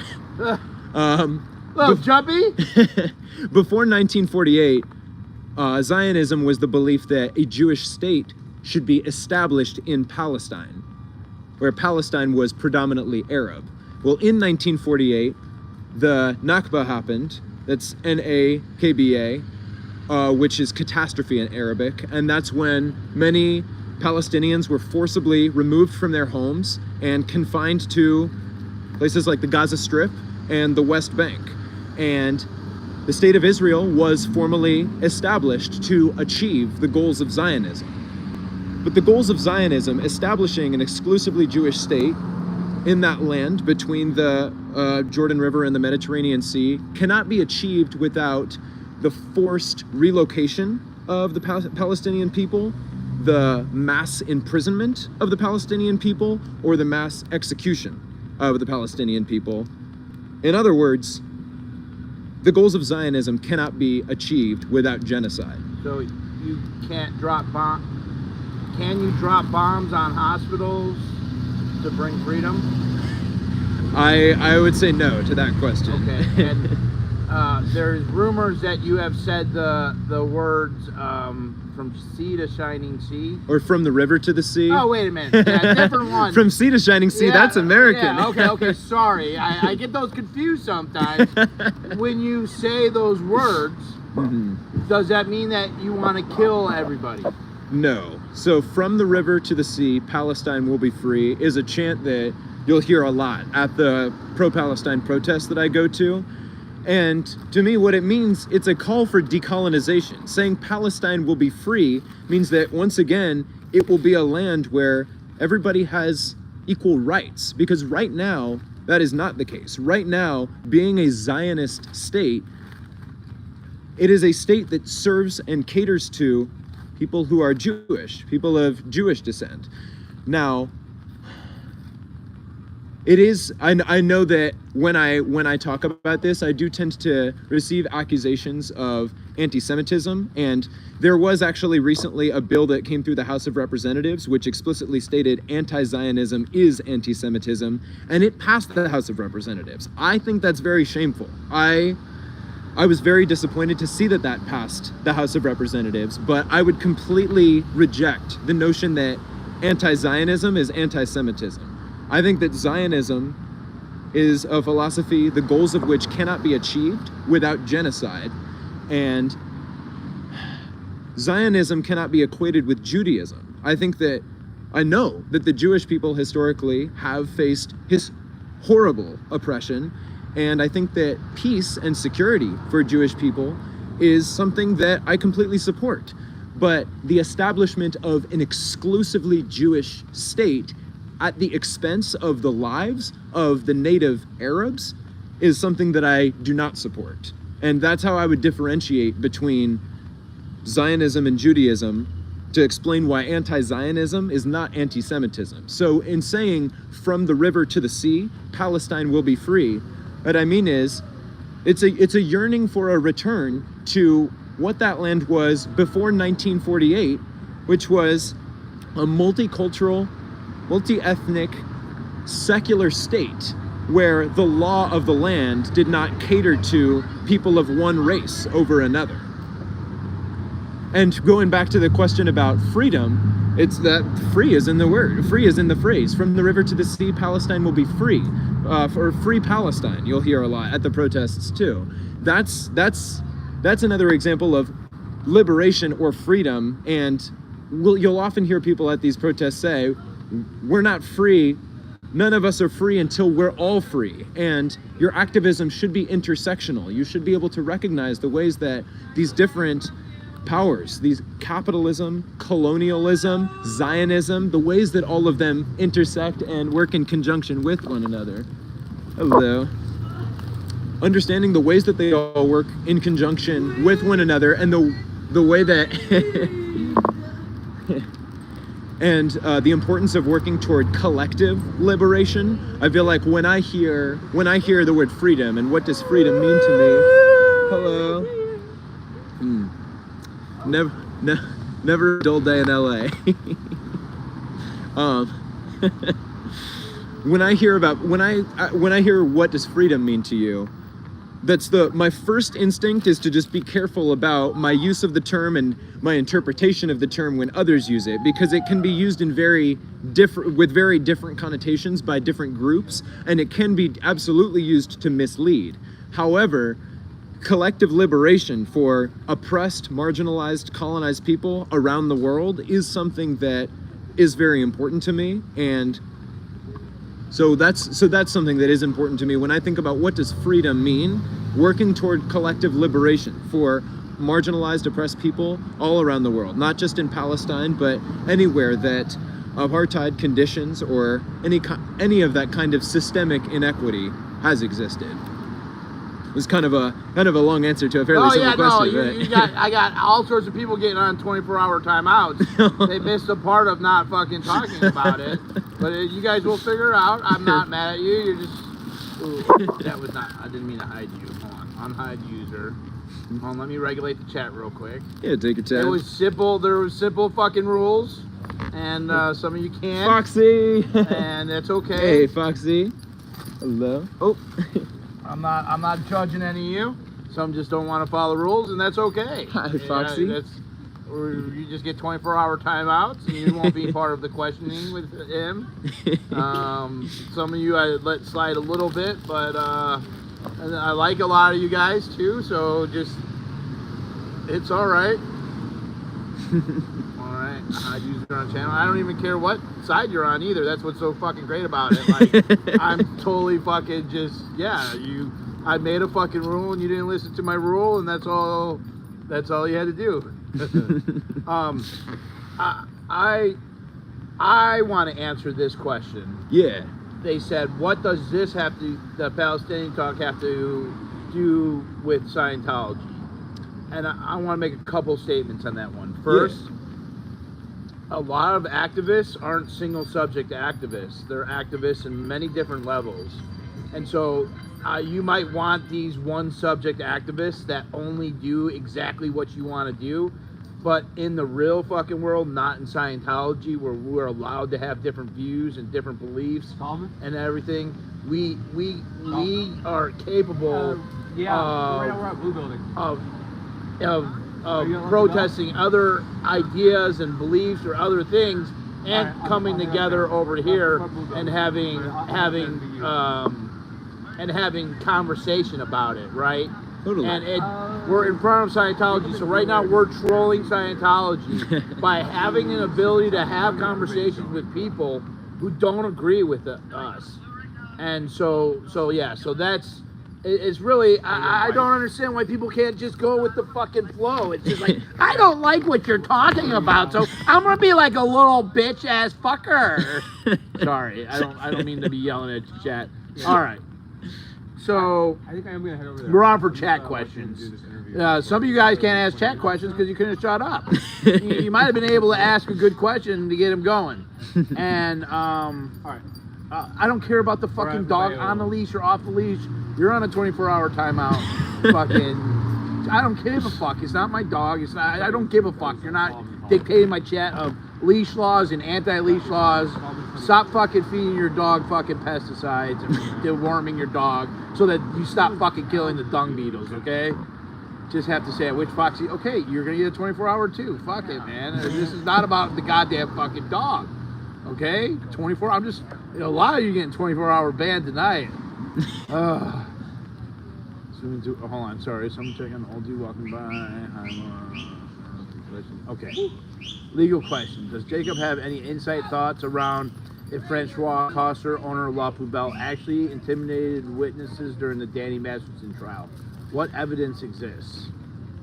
My memory is that this is something that came up briefly in the morning or something during one of the two criminal trials. I can't remember if it was during his first criminal trial that was in fall of Danny Masterson's first criminal trial in fall of 2022, or his second one in the spring of 2023.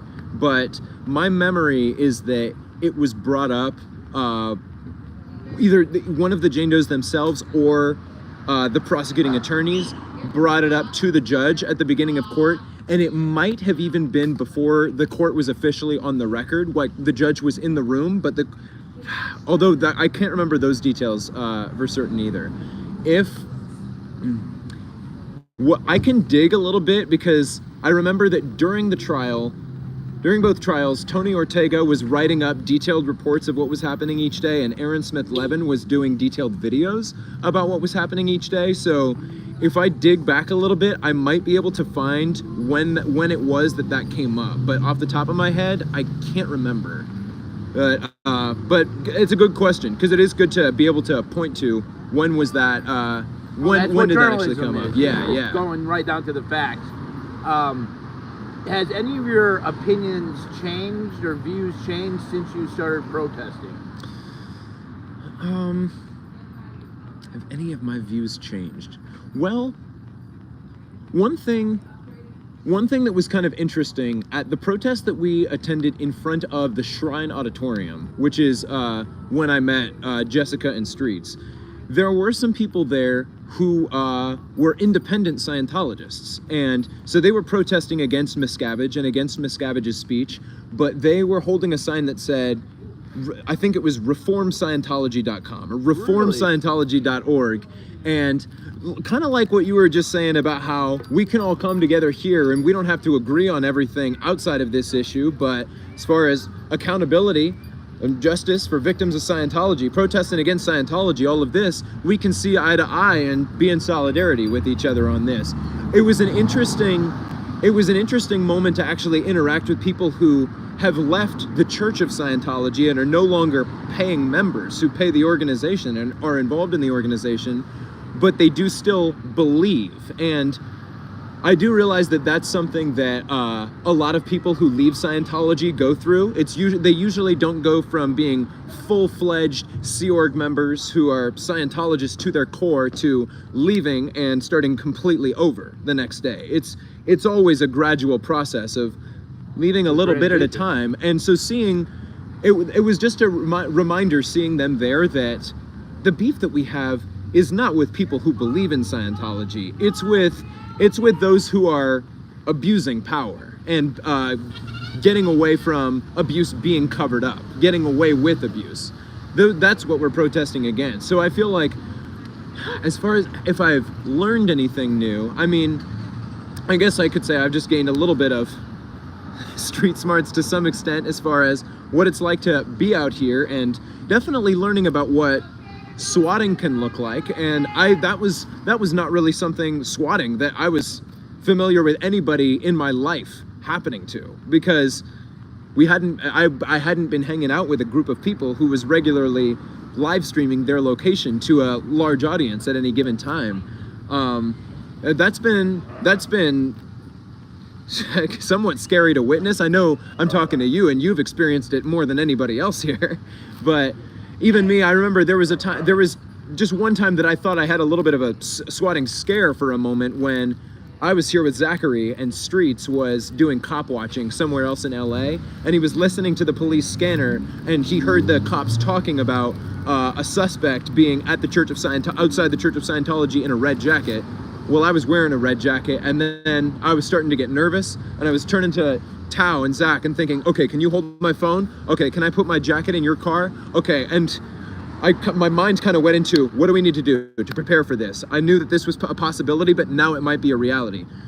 Thankfully, I didn't even end up getting swatted. A cop car drove up and looked like it was near us, and I kind of waved at them like, hi, do you want to talk to us? And then it drove off. So I don't know what that was all about, who knows, but I feel like thinking about how to prepare myself for if I think I'm about to get arrested, or if I think I'm about to be approached by cops, if I think I'm anything like that, being able to think in the moment, think on the fly, and make an educated decision based on what I've seen happen in previous situations.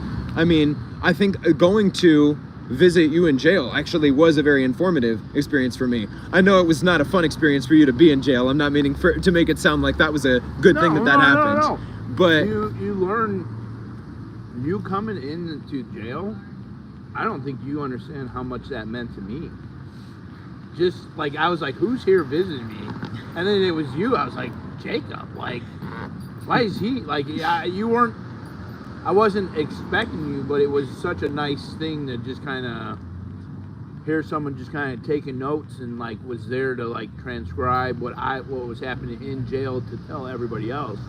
And to me, that to me is like a high level of activism. well, thank you. Super Thank you. high level it doesn't seem like it's a lot, but that was more than you could ever imagine. Well, thank you for saying that. And that was a time that I felt like I was definitely learning a lot. So as far as learning what I had never visited somebody in jail before, so learning what that procedure is like. And then I remember you, I think, had some questions about your van and where that was and what the cost was going to be. So then we were making additional phone calls, and I was learning more about what does all of that look like. And then going to the courthouse, I had previously, before going into the courthouse for your arraignment, which didn't even end up happening because the DA just rejected the case. But being in there was also an informative experience, because before that I had been in two types of courtrooms. I had been in the trial courtroom where Danny Masterson was tried and where his sentencing was, and then I had also been in in courtrooms at the civil courthouse for the lawsuits that have been filed against Scientology at the Stanley Mosque courthouse. I hadn't been in that kind of department that we were in that day, where there was the actual cage that they bring the people who have been arrested into when they haven't so that it's like they're still in jail when they come into the courtroom. That was a new experience for me too. Like, so yeah, I guess as far as thinking about what have I learned, I have learned a lot about how to access court documents and how to navigate the court system. I feel like I still have a lot to learn, but I'm grateful to the people who I've met along the way, who have kind of guided me around and showed me, like, helped me to learn about all of this stuff. And yeah, it's definitely still a work in progress. I've definitely still got more to learn, and more that I will continue to take in. But those are some of the things that I'd say that have been informative to me since I've started protesting. What do you do for a living? Currently, I am a substitute teacher. So I finished that program, Teach for America, that I was talking about, up in the Bay Area, where I was teaching special education and working on my teaching credential. So now I have a teaching credential in special education, and I can sub in the school district that I'm at any grade from TK, transitional kindergarten, all the way up to 12th grade.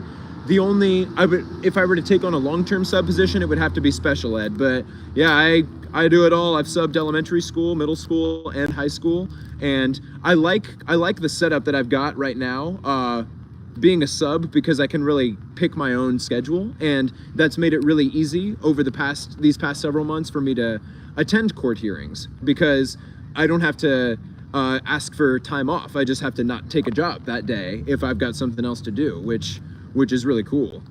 But yeah, that's what I do. I'm a substitute teacher. Favorite food, favorite ice cream, and favorite movie, favorite song. All right, favorite food. Depends on what mood I'm in, but spaghetti and meatballs. Really many types of Italian food I really love, and spaghetti and meatballs tends to be something that I always love, but ravioli, lasagna, all of that is top notch for me. But I do also love Mexican food, burritos. Those are the top answers that come to mind, I think, for food. Hey, not much. Favorite, what else was it after favorite food? Song. Favorite song? My music taste is all over the place. I really love barbershop quartet singing, which is a fairly niche genre. Yeah, for real, man. I also really love musical theater, but I also really love some pop. I will say that currently the song that's been number one on my on repeat for a while is the song Unholy by Sam Smith, which is Mommy don't know Daddy's getting hot at the body shop doing something unholy. I love that song. That song is super catchy to me. And then shit. Favorite movie you said also? I'll leave it on the ground, yeah, so I don't drop it again. He's holding that sack. Yeah. He's got a couple sodas in there, a couple sandwiches. Yeah, I don't need to drop that again. That thing. Yeah. Good call. Favorite movie also? Yeah, favorite movie. Favorite movie, Pulp Fiction. Fiction. I love the movie Pulp Fiction. Zed's dead, baby. Yeah. Dead. I love a lot of Quentin Tarantino movies, but Pulp Fiction I think does take the cake for me as my favorite. Are you single? I am single, yes. Ooh. All right. I'm gonna do 3 more questions here. Let me see here. These are chat questions now. Yeah. What's in your future? What's in my future? To be honest, I've been back and forth with so many different things lately. There is a part of me that is really interested in going to law school. I've just become increasingly more and more interested in the legal system over these last several months. And a part of me is just interested in continuing to stay more in kind of the activism and journalism space and continue to attend hearings, but not as a party or as an attorney. But there really is a part of me that I think I would love going to law school and just enhancing my knowledge around all of the subjects I've taken a dive into even more, but also becoming licensed to practice law and becoming an activist in that sense of taking the next step to actually represent the clients whose cases I'm passionate about. Now, the big thing that holds me back there is law school is expensive, and I think what happens to a lot of attorneys is they go to law school, they take out a bunch of student loans to pay for law school, and then they spend their first several years or maybe their whole career as an attorney working for a big law firm and putting in 60-hour or more weeks just taking whatever case they get assigned to so that they can make enough money to pay back their student loans. And that's what I really do not want to see happen to me. I don't want to just take out a bunch of loans and then work on cases that I'm not passionate about in order to pay off the loans. So if I can get a good scholarship to law school, which hopefully if I can study well for the LSAT, the law school admissions test, and get a good score, that would be super cool. Get a big law school scholarship. Basically, if I get a full ride scholarship to law school, I'll go. If not, then we'll see. The other things that I am interested in that I could see myself going more into, I'm currently taking classes at my local community college, Saddleback College, actually, the same one I mentioned before that I did my first 2 years of college at. I'm taking classes in film production, television production, and radio broadcasting, and I've had a lot of fun with everything that I've learned in all of those, and I host a radio show, actually, on Thursdays from 6 p.m. to 7 p.m. at jazz885.org. You can tune into my show. It's called Songs I Want to Play and Stuff I Want to Say. I've thought about starting to stream that on my YouTube channel as well, so that may be something to look forward to as well. But at jazz885.org, on Thursdays, 6 p.m. to 7 p.m. Pacific Standard Time. That's something that I've had a lot of fun doing. And radio, they say it's a dying industry, which particularly in the age of podcasts, I think that there's a strong argument to be made there. But also, folks have been saying that it's a dying industry since the invention of television, and that was several decades ago, and radio still exists. So I could see myself having fun continuing a career in radio or in some kind of television production or presenting. or for television. All of that kind of stuff is stuff that I've gotten experience with over the last few months that I could see myself continuing with. Or, and this is kind of related to all of that, but documentary production is something that I think I would love. I think that with all of the experience that I've gotten lately with camera work and with direction and production and all of that type of stuff, I think that, but also with protesting and streaming and paying attention to lawsuits, I think that documentary filmmaking is something that I could see myself enjoying a lot too. So, but then there's also a part of me that really does think about actually going into running for office at some point. I mentioned that I am very involved with the Green Party. I'm now 24. This upcoming election in November of 2024 will be the first election where I am old enough to run for office, in that you have to be 25 to run for the House of Representatives, 30 to run for the Senate, and 35 to run for the presidency. I won't be running in this election. That's not what I meant to say. It's a little late for me to get into it this time around, but yeah. But in a future year, I could see myself running for political office with the Green Party. Another thing that I have considered is going into a graduate program in political science and studying to get a PhD in political science, because I'm very passionate about political theory. I mentioned earlier that I love to read Marxist theory, Leninist theory. I think that continuing to study political science and potentially teach political science is one way that I could make a living doing that. If I went to grad school, earned a PhD in political science, then I could make a living teaching political science while also continuing to do my own writing and political research and whatever I want to do. So I know that's a lot of different areas. There's journalism, there's law, there's filmmaking, there's political science, there's education. What about a paid protester? I mean, I have to be passionate about what I'm doing. Yeah. It'll always be. I wouldn't just go to protests because I got paid by somebody to do it, and it's like I'm not actually that passionate about it. But if I were able to reach a point of being able to do the kind of thing that you do, where you're out here basically every day, right? Just for like all day doing your thing and receiving payments from people who are choosing to support you, that would be super awesome. If I can, that would be super cool. So, and I feel like that's something that continuing to protest and continuing to stream will be something that I'll want to continue to do, no matter what direction I go in, as far as all the different potential careers that I just mentioned. I feel like no matter what direction I move in, I will always want to continue to stream and protest in whatever capacity I can. Okay, I'm gonna ask one more question. We're a little past 2 hours, and you could go over to his channel. It's in the description, my description. Just go over there and like his stuff. And you could ask those questions on one of his live streams if I didn't get to it.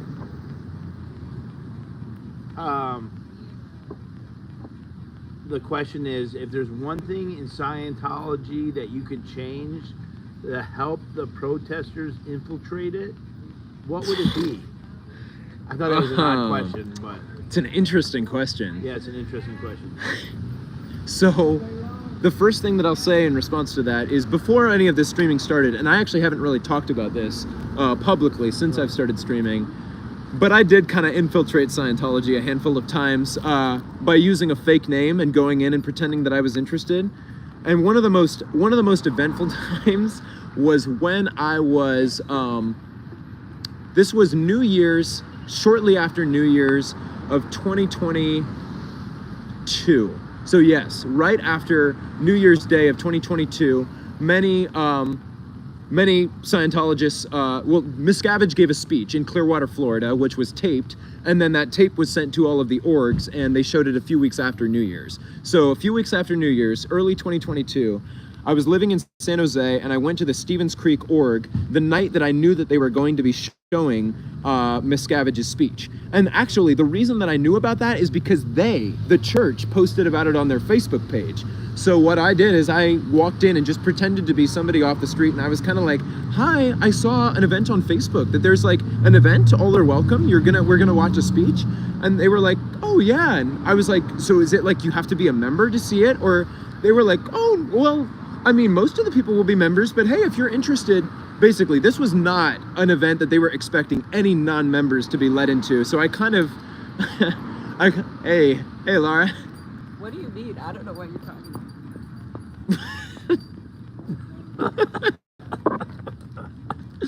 Oh, what a character. What I was saying, it was not an event that was intended for non-Scientologists or prospective members to be attending. It was very much intended for an audience of Scientologists. But I convinced them that I was interested and I wanted to check out the event, and I was curious about Scientology. So I got into a conversation. Nice. I got into a conversation with some of the Scientologists in there, with some of the staff, and tried to ask some questions that might kind of crack some of the cognitive dissonance for them.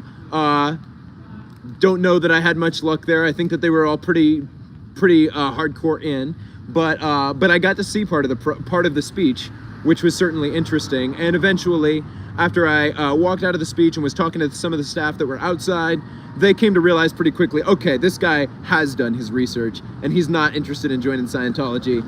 We don't need him. And they escorted me out shortly after that. But anyway, back to the question about what do I wish I could change in Scientology in order for us to infiltrate?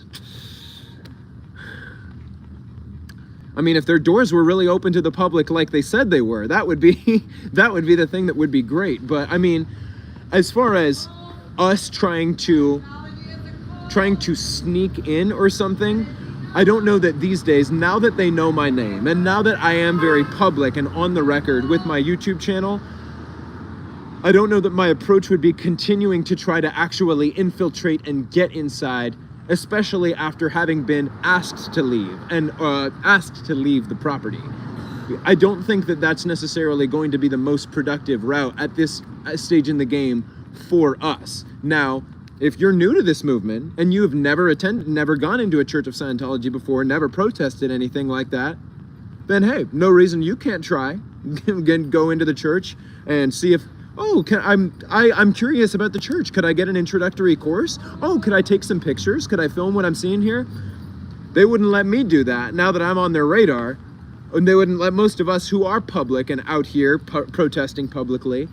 But hey, if you haven't done that, no reason you can't try.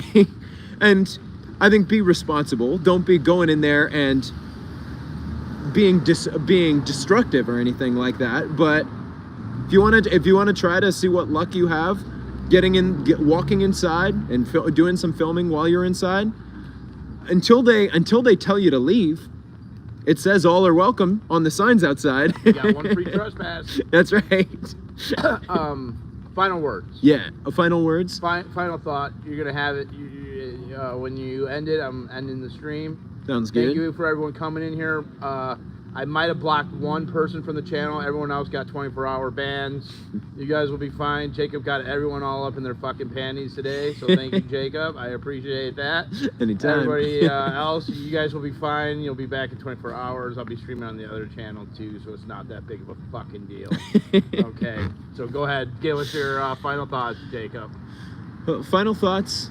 I mean, one, thank you to those of you who stuck it out to the end, even if you didn't agree with me on everything. And I feel like keep an open mind and be a critical thinker. I feel like there's a lot of propaganda in the world in all different facets of life, in religious organizations, in political organizations, in corporations, in all kinds of different organizations. You're going to see abuses of power, and you're going to see those who are in power rely on propaganda and predatory tactics in order to hold on to their power.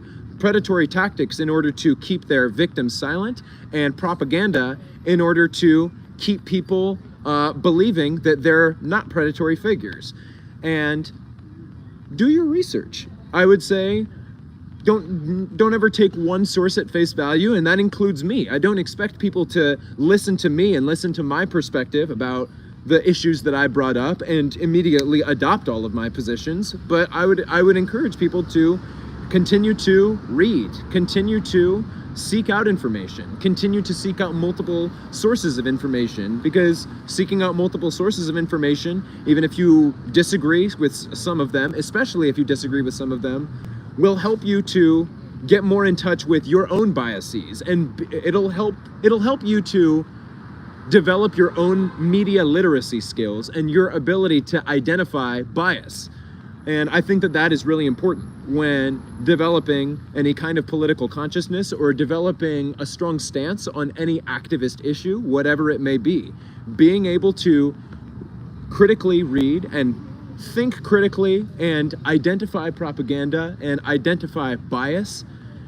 I think all of those are things that we're never done learning, and I don't claim to be an expert in any of that either. I think that I still have biases that I continue to learn how to educate myself on and learn how to be aware of so that I can be better moving forward. I continue to be open to changing my mind in the face of new information.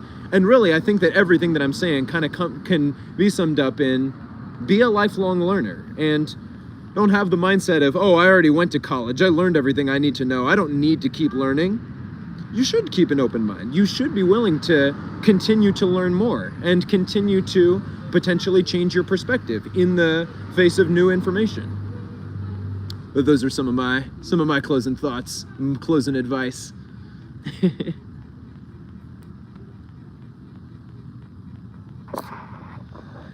And thank you to everybody tuned in on my chat as well. Done. Are we done on there? Done. Okay, nice. Thank you, Jacob. That was Yeah, of beautiful, course. man. Yeah, thank you. That That was was a lot of beautiful. fun. That got everyone all riled up. I It's figured it amazing might. how the Palestinian, it's just it's just crazy. I absolutely love the activism of Banksy. Banksy. Can you remind me? Oh man, I don't know if I know who that is. Oh, that's great that you're not familiar with Banksy, man. I know I've heard he's the done a bunch name. of Palestinian art on the wall, Oh, okay. and basically like the one picture is a little girl pulling back a curtain, and it's like the security, like police state, and she's pulling back the Yep. curtain, and it's like I know exactly what you're talking about. I knew I'd heard Banksy. That's and right. So Banksy does a bunch of different, like, he's just an activist of all different things, of like the environment, against chemicals, and he does these murals, and they're like, they've corporatized his anti-corporate political messages, which is interesting. He had a famous painting where the painting was sold at auction, and when the auction, once the hammer hit, the paper went through and shredded, and ruined the piece. He's just got some amazing. I'll show you. Well, I got two of my hoodies are Banksy hoodies. Oh, okay. Nice. Yeah, and he's just very, in terms of the Palestinian, like the whole Palestinian thing. Yeah. He's well known for it. All right, right on. Hey, Wow. hey. Okay, guys, Foxy wants to just say hello really quick. Bye. Hi, Foxy. And then I'm gonna put her away, and then I'm gonna take a minute, and then meet you guys at La Pubao. Right? Are you? I don't know if you're doing that. But I'm down to. So you're gonna take Foxy home? I'm gonna, yeah. Okay. Because she's already. I can tell she's happy and ready to sleep. She loves this. She loves having all this freedom. Any chance I could use your restroom? Hell yeah. Thank you. But you know where it is. So I'm gonna bring her home so you guys, where it is. Oh yeah, we finished the interview, so I'll probably head in you that. guys are, Yeah. I was gonna catch up with my interrupting chat a little bit. politely, and I was like, going. See you later. All but right. No, you guys should continue. No, you we're already done. finished? You already Yeah, finished? I was just gonna catch up with the chat really quick because I wasn't paying close attention Amazing. during Okay, it. I'm still on If you my want to start walking, and I can catch up with you in a few minutes, run after can you. just meet me there. Okay, yeah, I'm gonna sounds do good. my thing. You meet me there. Sounds good. Thank you. scrolling through the chat to see if there were any questions that folks had that I missed while y'all were listening to the interview. It's like being on a college campus here. I see Peter says, I'd like Leah and Mike Rinder to interview Jacob. The two could really benefit from him as an ally. Believe me, when they were doing their Fair Game podcast weekly, it was a dream of mine to one day be able to chat with them. Scientology, DOA is not leaving, guys. Yeah. It's like he's crashing in a college campus. Thank you for keeping it clean. Oh, Dustin, I see your message that says check your messenger. I need to talk to you. I will check on that once I end the stream. Sorry if I'm not super responsive on Facebook Messenger all the time. I don't open that app every day necessarily. I could definitely be better about that, but I will get on that. I will get on that. Yeah. No, we're like we've gone through all the BS with the cops that they can't lie too much more. Thank you, E, for the super chat. It looks like that came in at some point. You said free Palestine. I really appreciate the solidarity there.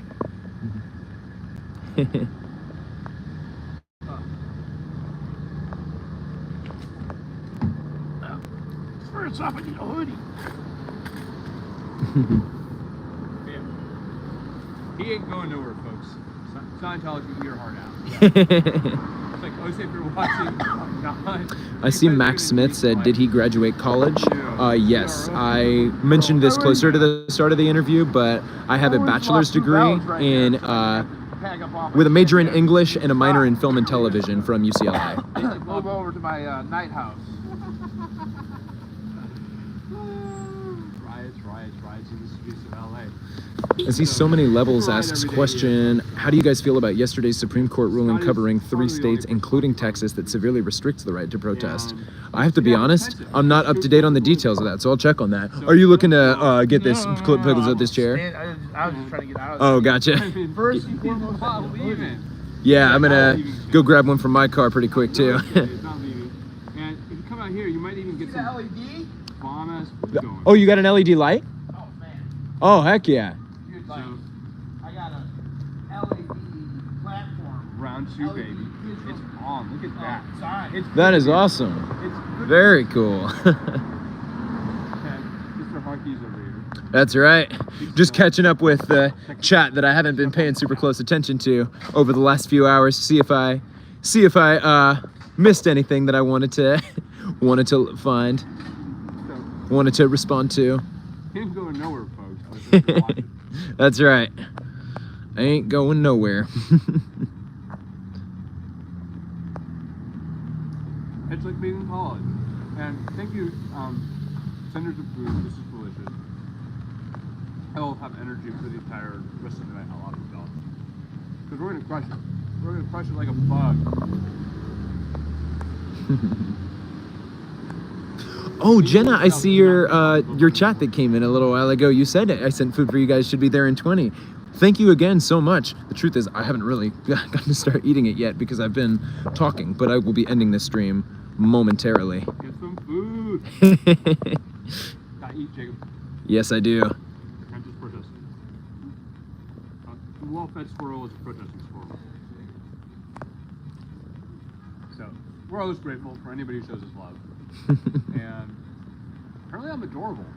Oh, thank you, Jennifer. I appreciate it so much. Oh. Jacob's gonna eat.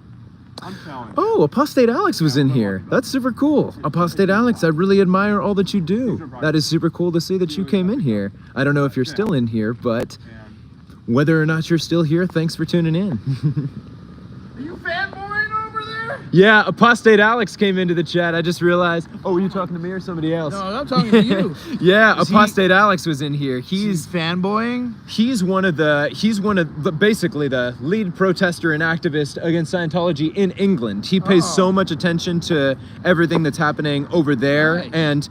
and is just knowledgeable about the UK law in a way that I'm not. So Is he an SP?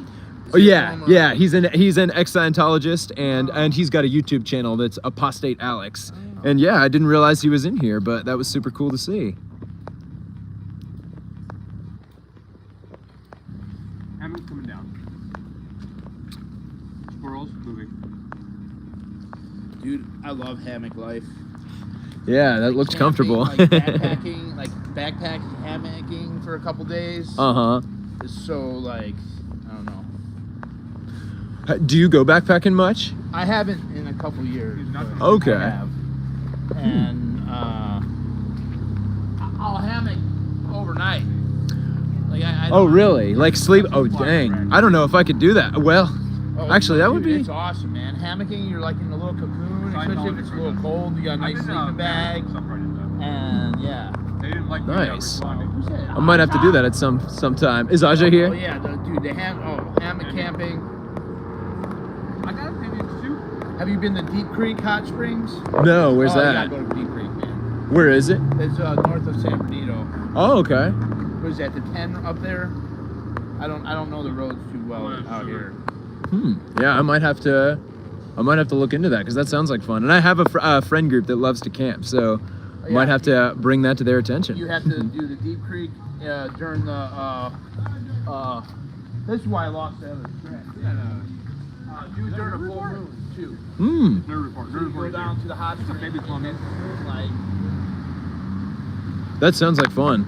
Yeah, when at the full moons down in down where I live in Orange County, there tends to be drum circles on the full moon where a bunch of people will gather at the beach and be drumming under the full moon. It's fun. It's always a fun crowd to be around. They're like, how far did you bench free?